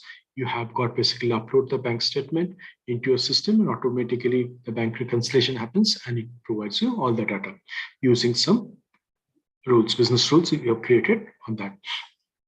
So maybe if you can ask the bank, they can provide in 40 format or other formats that are there, and based on that, the bank will populate basically the file and send it to you, and you can just upload into your system and automatically the matching happens. So you can see the how automations and the process started, right?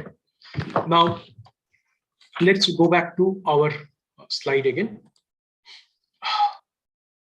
So what happens here is that in case of SAP, I'm just taking you through SAP and the ERP evolution both. And if you have got any questions, please let me know, right? So SAP R2 is basically a two-tier architecture in which all the three layers, that is the presentation, application, and database, are installed in two separate systems or servers. Next is the SAP R3. It is a three-tier architecture in which all the three layers, that is presentation, application, plus database, are installed in three separate systems or server. So then came the SAP ECC, that is the ERP central component, what is called, and it was basically came in 2006, and every few years onwards there is to be enhancement packs that is to come, and the latest data enhancement pack that came was 2016, that is the enhancement pack 8. And as you know, this is also available in more than 50 languages. So you can basically, if you want Japanese, you can activate that. The reports and other thing can come in Japanese, or Chinese Mandarin for Chinese, Spanish, French, like that. Right? So SAP ECC is basically the SAP ERP is an enterprise resource planning software, and it is developed by SAP SE in Germany, and the headquarters is Waldorf. So ERP, what happens? It integrates digital information that is created in one area of the business with data from other areas of the same business in real time. So that is the power of an ERP. Student, any question? Hello, students. No, sir. Of course, if nowadays you will see that going for S/4HANA, the customers has to go, because by 2027, SAP will stop supporting the ECC or any system below that. Now, for that, there are multiple ways one can go. It can be a greenfield, that is a fresh S/4HANA implementation, or it can be brownfield, that is conversion, or it can be bluefield or a hybrid, that is basically the ways one can go and convert.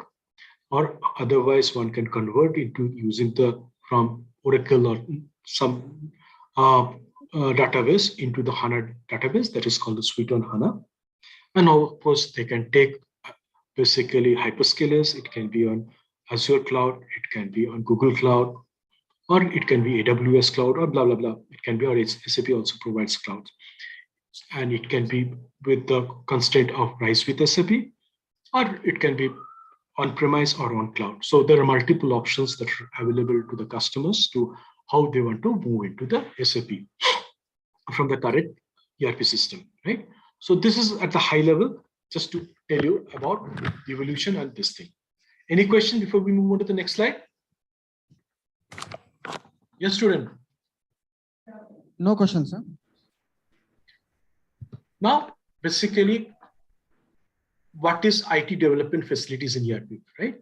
It facilitates two-tier and three-tier structures with processing being enabled the users. So this is all obsoleted now. So your R2, R3, or ECC are obsolete. So let's not go through this, right? So next is that it has an integrated database and shared data for all departments and in a relational databases residing at one or more servers.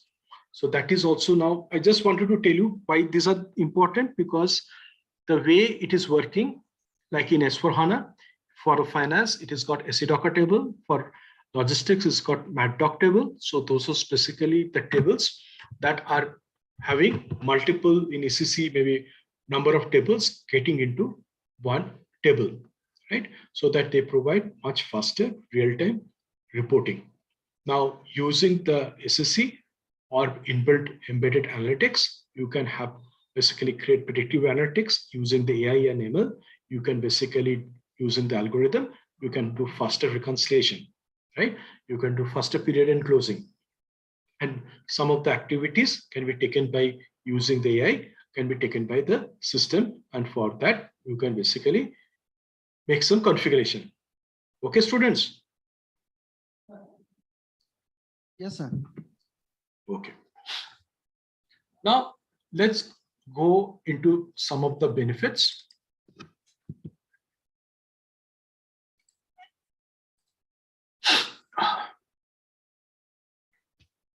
Okay, so I think this is there. Before that, let me go to some of the modules.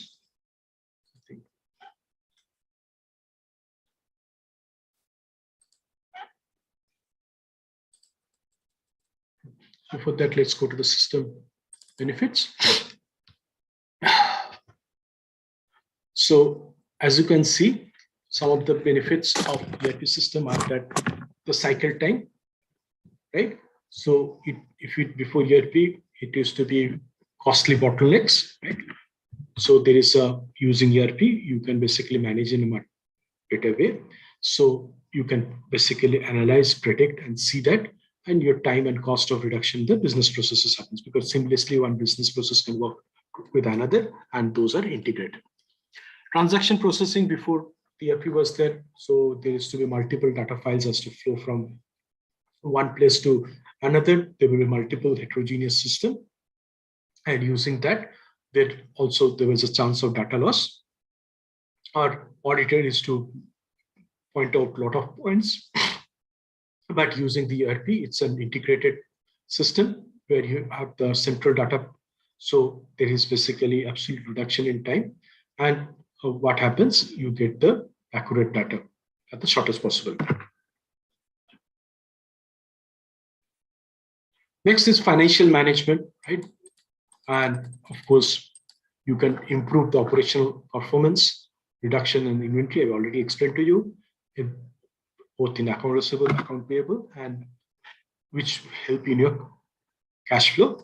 And as you know, you have for a working capital and cash flow is the most important for any organization. You can have the much better liquidity management, cash management, right? And those are the things basically in SAP those provides. And you can have the dispute management using basically the indicators. You can manage your dispute management in a much better. And those are coming from the SAP financial supply chain management. You can do much better bank reconciliation, and you can have the Forex basically reporting you in the treasury. So those are the things you can do much better. Right. Now, I'm not going through all the list. You can see the productivity, for example. So lack of response to customers and suppliers, I explained to you, if you don't have basically full picture or having the full knowledge about your company or the information, you will not able to serve your customer. But using the ERP, what happens? You get a full total picture, and improvement of your financial management and the customer service increases, and that gives basically happy customers, and you get repeated order from the customer. Next, most important is the supply chain management. If there is no ERP, it's a lack of integration, and of course that's really basically create a huge mess around you. But if you have got an ERP, then it basically linkages of the whole supply chain management process, and which will really help you to have a much better control and faster decision. And of course, the most important thing, as you know, I told you the Dell also, the connectivity with the e-business, and that is basically the crane. We have seen the COVID also, web-based orders and this thing, how you're going to address those. If you do not have a proper ERP system, you will not be able to address them. Right?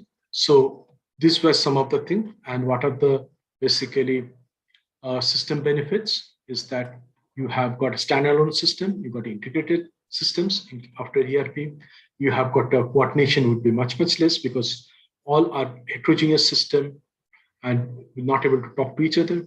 And this is basically kind of integrated system. So you have got much better coordination, regarding the database also, as I told you, for example, now SAP provides S/4HANA database or the HANA database, which seamlessly you have all the data into SAP and HANA database, and you can use and get the information, bisect, dissect, horizontal, vertically, what you want within a fraction of a second, or a very, very minimum time. And maintenance of heterogeneous system is very, very difficult. But if you've got an integrated one system, it becomes very easy to manage and maintain. And that is basically help you to lower your TCO. TCO is nothing but the total cost of ownership. And also help you in reduction of your technical debts, right? So this will basically provide the overall reduction of your cost in the IT. And if you have got non-ERP, then you have got multiple interfaces, multiple systems, which basically is very difficult to manage. Whereas using the ERP, you have got integrated system, and so there will be very less interfaces. And wherever interfaces may be required with third parties like bank, or you can have the vendor also. You can check what is the quantity that is required. Automatically, order can flow to your vendor, or if it is a you can have the interfaces with like the if you know like the forex, right? The rates get changed, or basically so those are the things that can be done automatically, right? And based on that, you can have a much better control of your systems.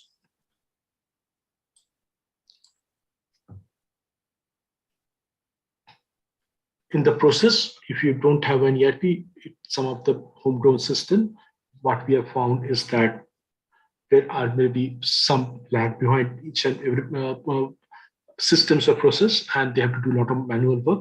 Whereas basically, if you take an ERP, it will have much, the process can be much better because it's seamlessly integrated with each other business process.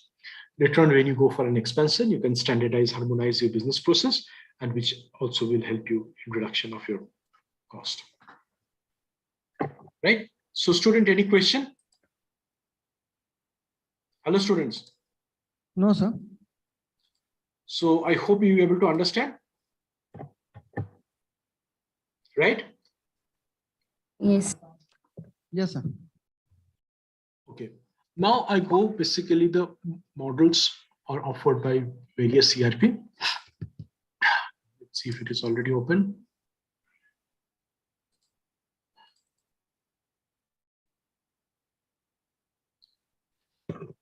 So first of all, I'm just taking into three. One is SAP, Oracle, and PeopleSoft. So you have got the sales order. Here it is specifically called sales and distribution. It's called marketing sales, supply chain management, purchasing. You can see it's not only SAP, other ERPs are also there, like Oracle and PeopleSoft are also there. But mostly 90% of the ERP that is used nowadays, large organization is SAP.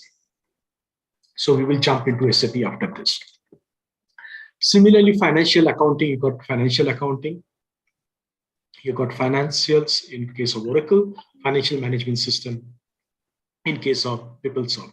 Of course, you have got, though we say basically in SAP Finance, there are a lot of finance submodules also, like if you say financial accounting, it is general ledger, you've got account receivable, account payable, fixed assets, banking, then CO, you have got basically internal order, you have got profit center, cost center, you have got COPA, that is profitability analysis, you can do, and product costing if you are manufacturing. Just to give you a few, then you have got treasury, right? Then you have got financial supply chain management, where you have got cash management, liquidity management, dispute management. Okay? So those are the things coming in. Similarly, you've got HR for human resources, because human resources also is a process from the person applying to the job, to the recruitment, training, salary, the payroll, everything will come into this, right? So managing that also is basically very, very important and critical. So these are some of the things one need to understand and one need to work. Right? Any question? Hello, students. No, sir. Right. So before I just go to SAP, make a deep dive into SAP. I just want to tell you that when the first time Oracle ERP was implemented in India, I was the power user, so I was trained by Oracle also. Of course, SAP, I have been for more than 2 decades, I've worked on SAP. So I have knowledge of quite on SAP also. So we will work on SAP and I will walk you through what are the modules and submodules on SAP. So if you have any questions, please let me know. Right? Yes, students. Okay, sir. Yes, sir. Yeah. So let's jump into basically what are the SAP modules and submodules. So let's go into this. So how the SAP organization, let me just before that, I think process I will come later.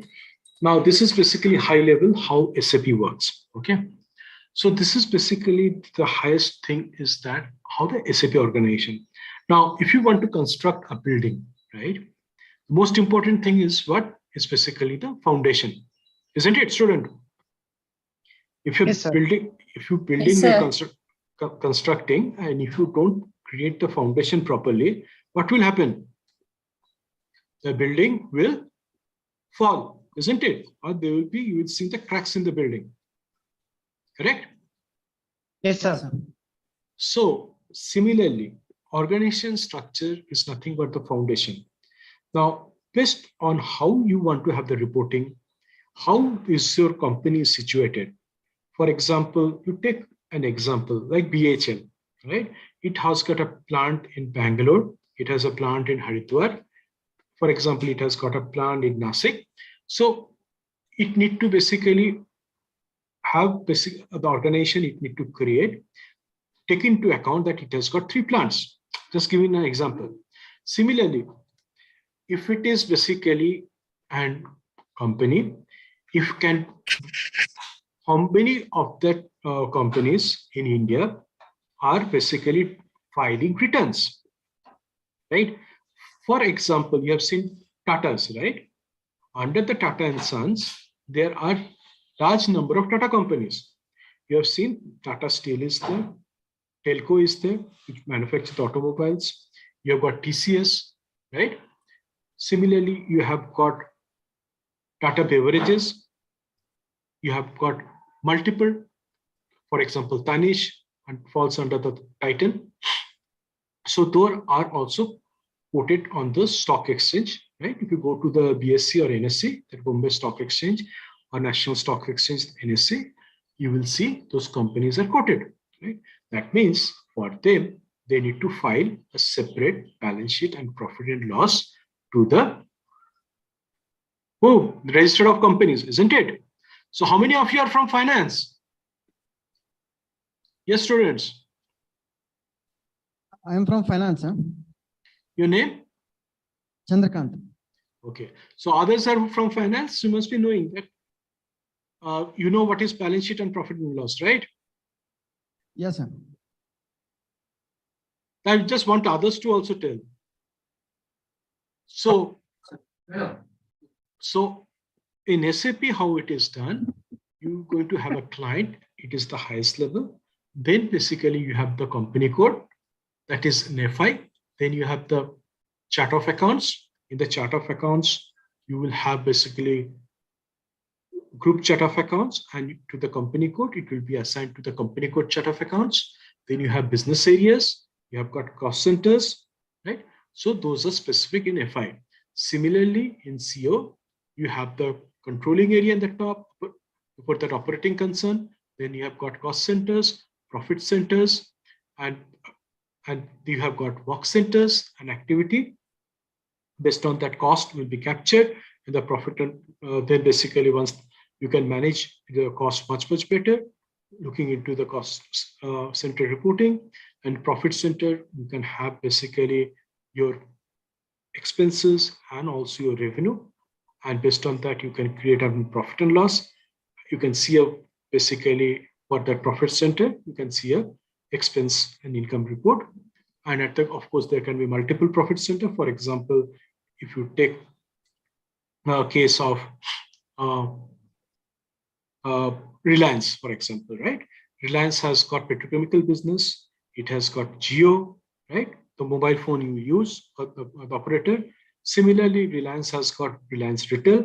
So you've got multiple business divisions. So what it can do, it can create only one company code because it's filing only one return, but it got multiple divisions. For that, it can create multiple profit centers. So that is another way they can do it. Just giving an example, right?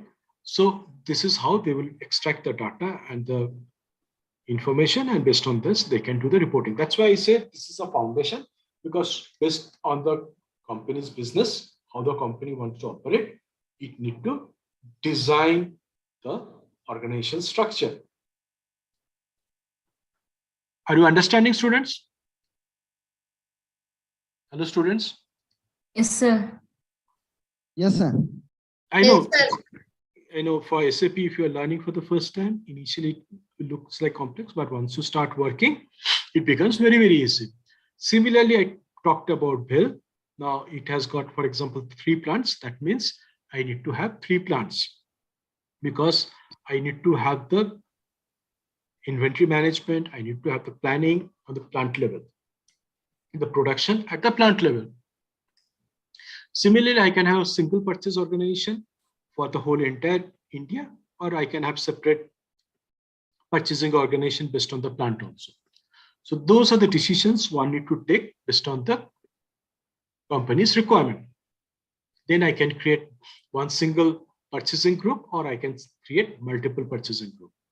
Then I can have warehouses where I have to store my inventory, right? So depending on that, maybe for example, BHL, in every state they have got a warehouse. So that means maybe I need to create, let's not go to the smaller states. Maybe they require 25 warehouses to cater to the 25 plus states in India.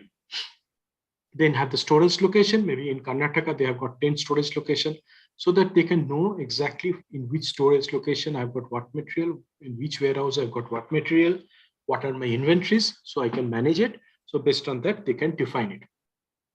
Listen, student. Yes, Next. sir.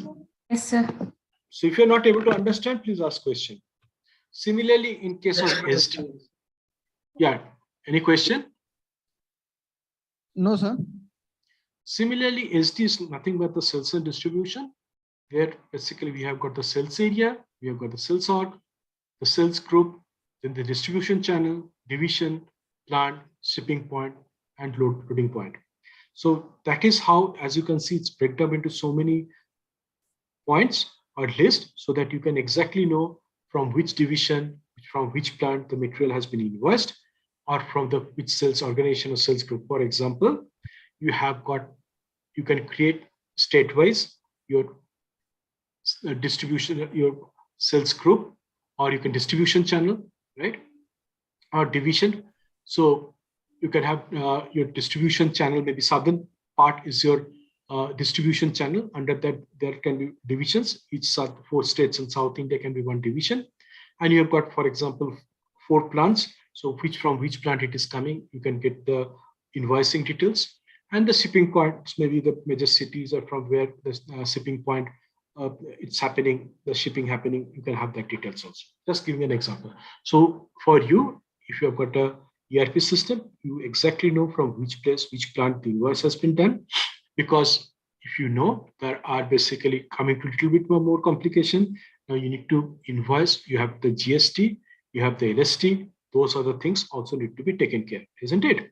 Then, for example, in some states, there are some additional taxes are there.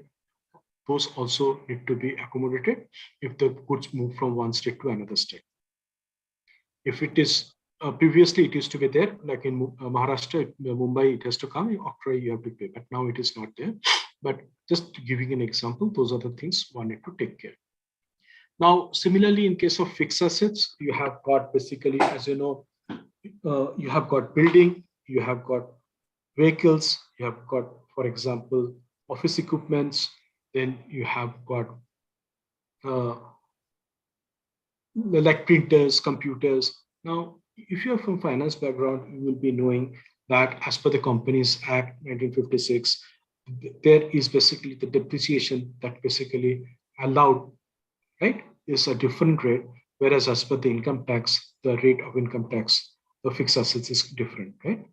So one follows the straight line method, another follow the written down value method. So based on the gaps, you need to calculate your depreciation, and based on basically the type of assets you are having, you need to have your depreciation run. Next is basically depending upon the number of shifts for example, a machine in a factory, the number of shifts it is getting running, that basis also the depreciation will be calculated, because if a machine is running for one shift, the amount of depreciation will be less because the wear and tear for that machine will be less. But if it is running for 2 shift or 3 shift, the wear and tear will be more. So you need to replace that machine much faster. And based on that, what happens is that you need to calculate your depreciation also. Yes, student, any question? Hello, students, any questions? No, sir. No, sir. Right. I know if you're not from finance background or if you've not got business, this thing, it takes time to understand. That's why I'm asking you, if you have got any questions, please let me know. But this is how it works in the industry, and who are basically doing the SAP implementation. They need to first discuss and find out how it is to be done. So that is how, if you will see, which I was mentioning here in this slide. Let me go to this slide. So proper planning need to be done. They have to understand the requirement, analysis, and if it's a greenfield, there are some best practices for the industry. They can adopt to that best practices, and based on that, 2B is created, right? And after that, the design need to be done. And based on the design, what happens is that they need to configure the system, and then first the unit testing has to be done, then the integration testing has to be done, and then the user acceptance testing has to be done. And after that, there will be a cutover with all the master data or basically open line items need to move into the production system. And that is after that, once it is moved, the go live is declared, and after that, it becomes a maintenance and continuous improvement. That is the AMS, application management, starts, right? So this is also the process how generally an SAP ERP implemented. So of course, there is a waterfall method and there is activate method. So I'm not discussing you on that. So there are also the ways and it's get implemented. Okay. Any question? Yes, students. No, sir. Okay, so let's move down. I hope till now you have understood, right? Yes, sir. So let's move into the finance. Now, under finance, what happens, as I told you, client is the highest. Then you have got company code. Then you have got chart of accounts, company code specific chart of accounts. Then you have got cost centers, right? Now, the cost centers will be related to profit centers. Those are part of the CO, that is the controlling model. So we will come into the controlling model or the CO.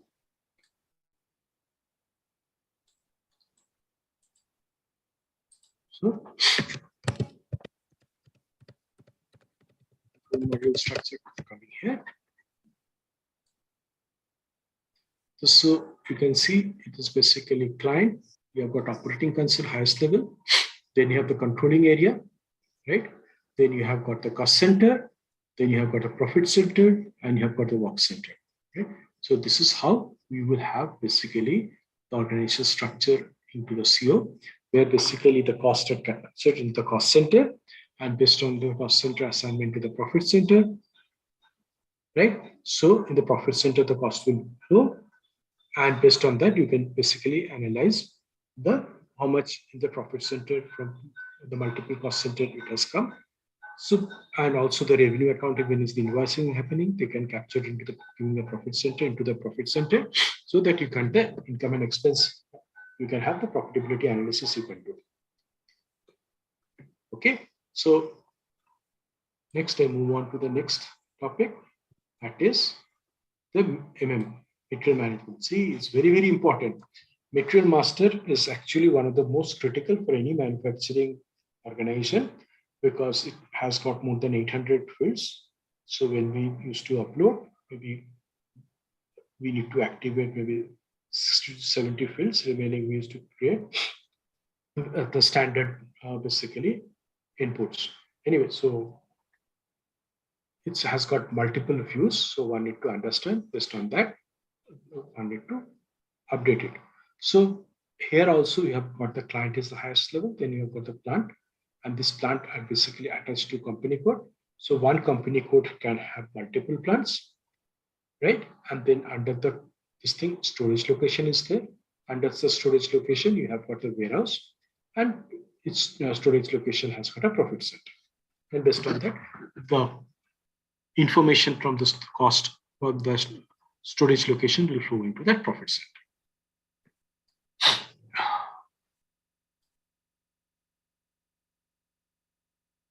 Now coming to sales and distribution. So as you can see, you have got the client, right? So you have got the sales organization, you have the, below that you have got the divisions, right? Below that you can have a distribution channel, right? And you can have the division below that, or you can, from the sales organization, you can have the division also. And in SAP, the sales area is the highest.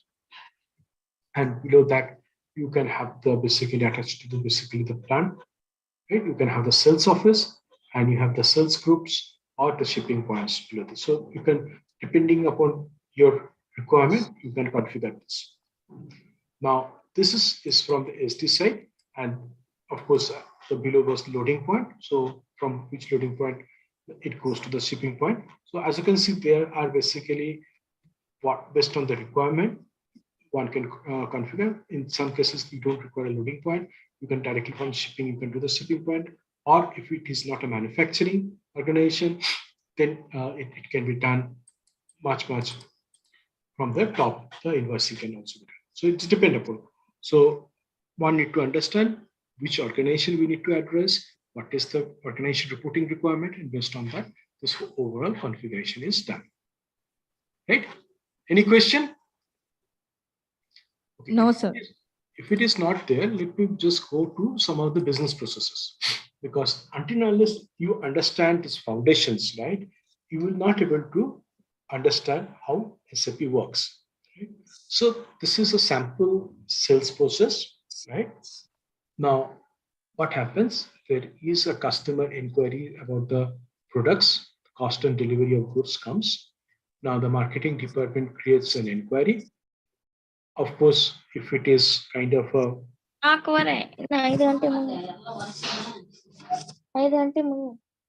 any questions?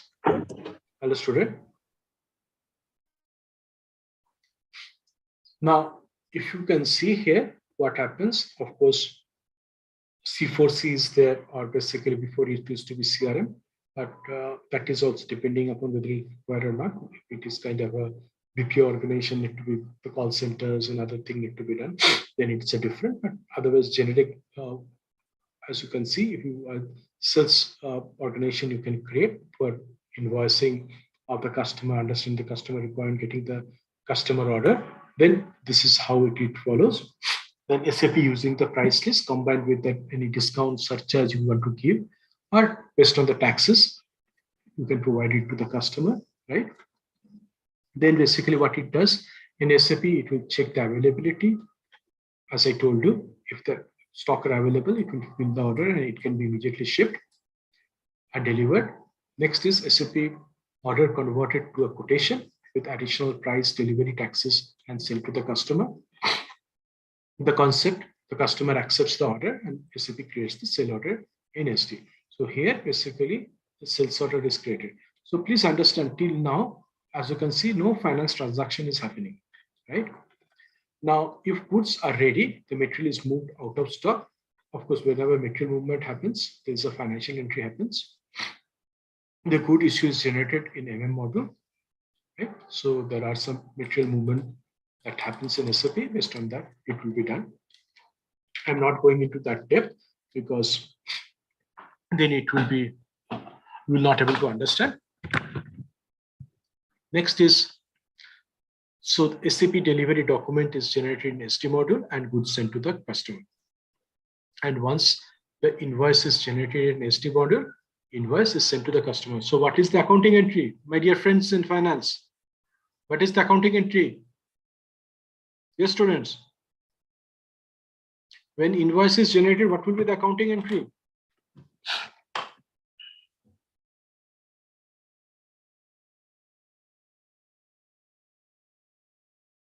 Yes.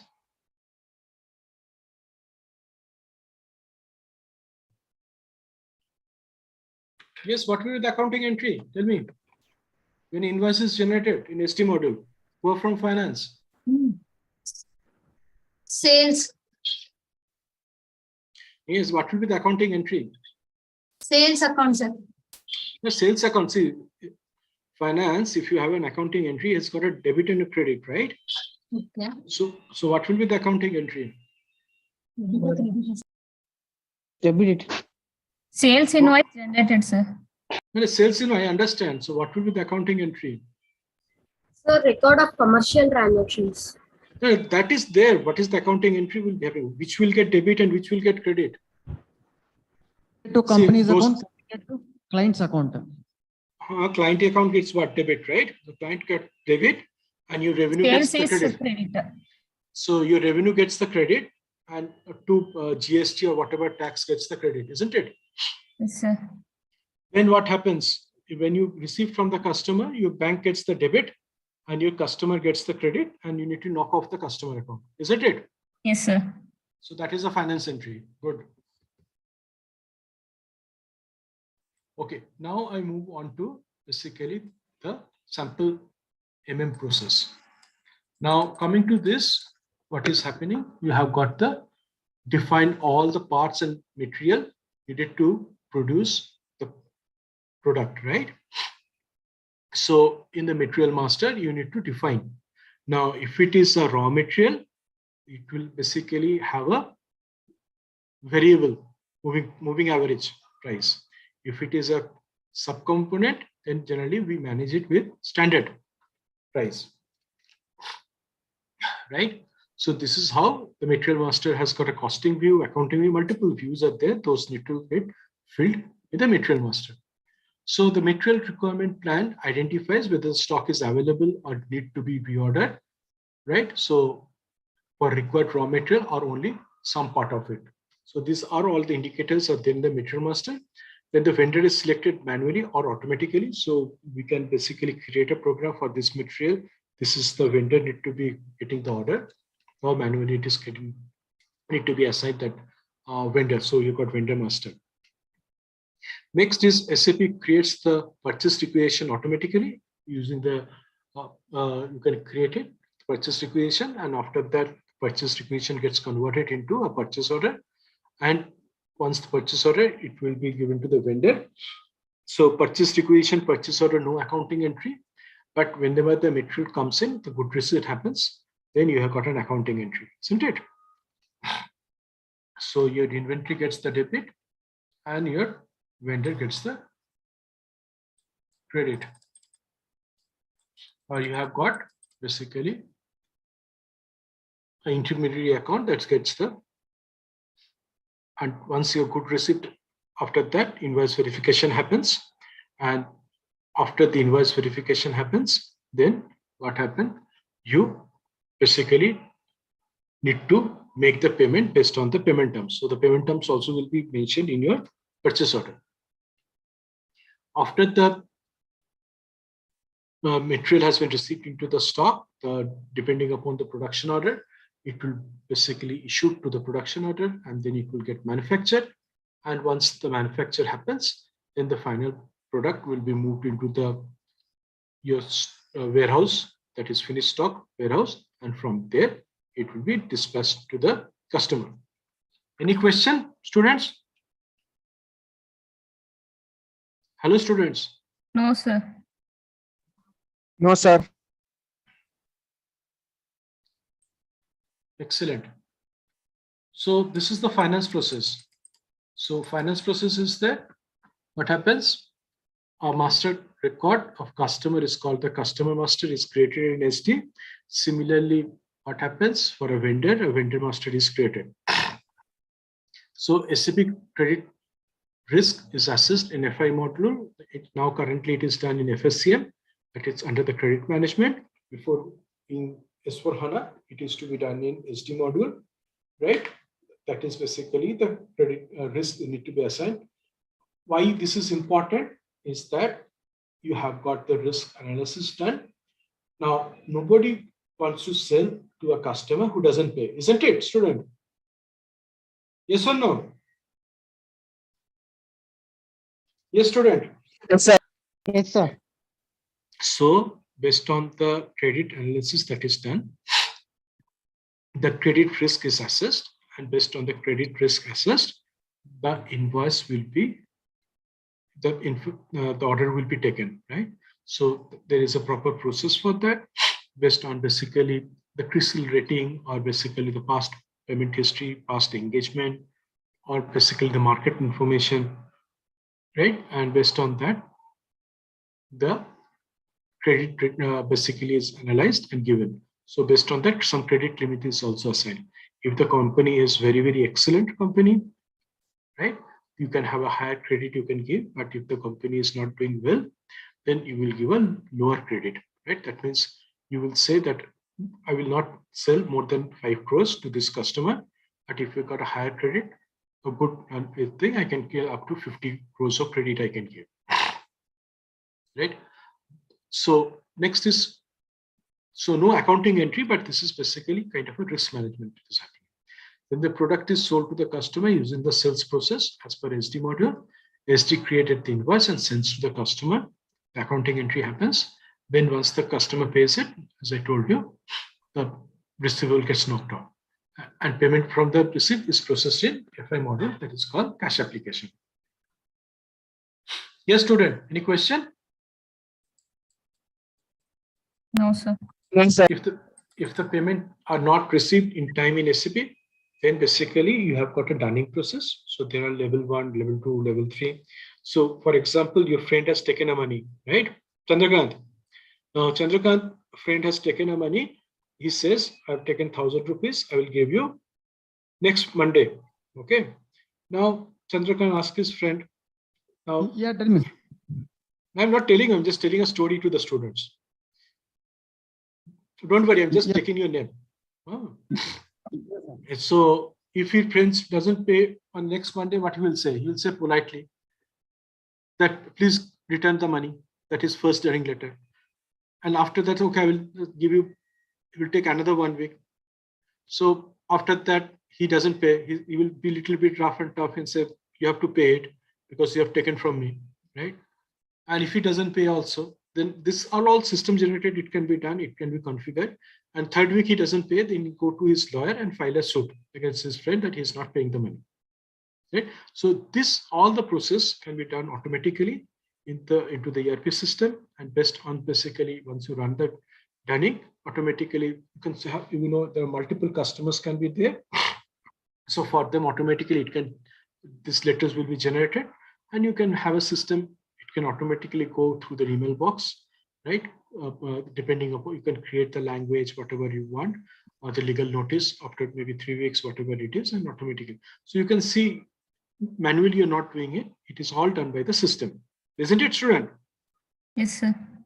So Chandrakant, now your friends will be worried that he knows that if it doesn't come, automatically they will start getting the mails into their mailbox, or it will get SMS into their mobile, right? So they will better to pay before time to Chandrakant the money they borrowed, right? So just giving a name, an example, this is how it can be done. So you can understand that is basically how kind of in finance ERP helps, basically reduction of basically the bad debts, because all the system will help you to manage your debts in a much better way. So it will help in your better cash management, liquidity management, right? So also so that you can have a better management of your company.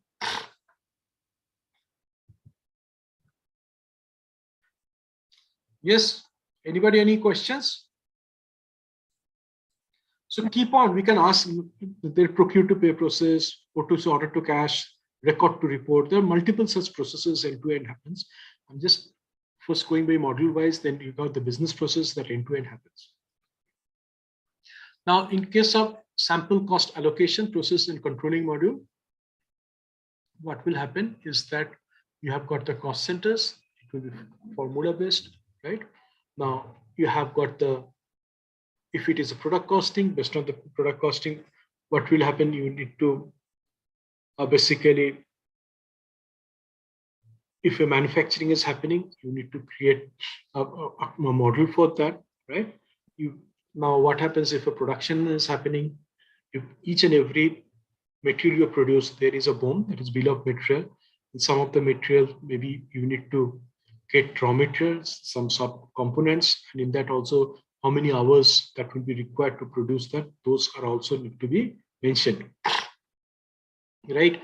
And then you can have basically a difference between your actual and also what is basically budgeted, and also the comparison you can have, and also once you run that report, you can have analyze that and you can better manage your cost also, right?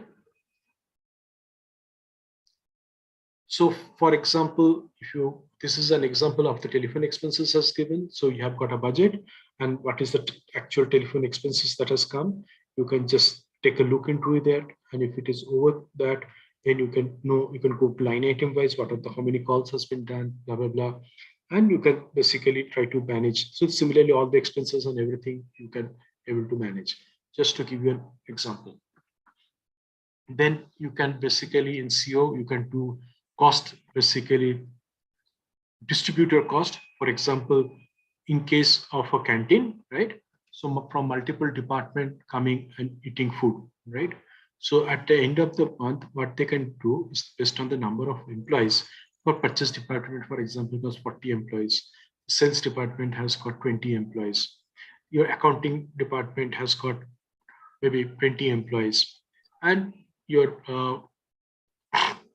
20 or maybe 15 employees is there in your security department, and 5 is the top management. Just giving an example. So based on the number of employees, they run the canteen expenses and distribute the overall cost. So the distribution happens at the month end, and based on that, the cost will be proportionally distributed, right? So this is also done at the month end, and this is all CO activities,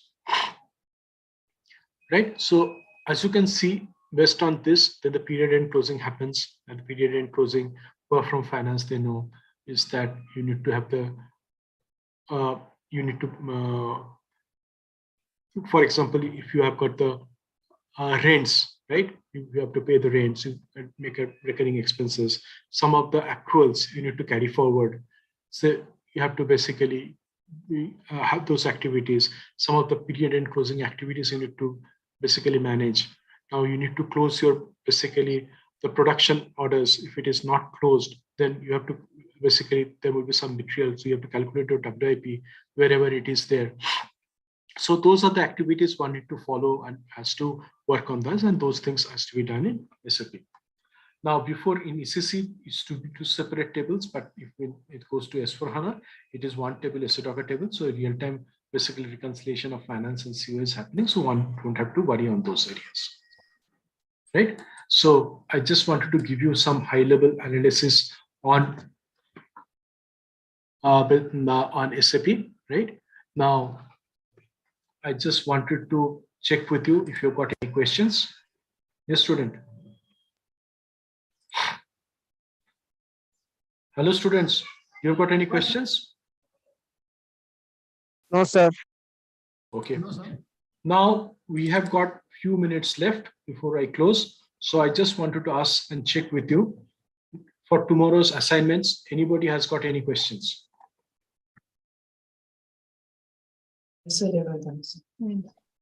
Pardon?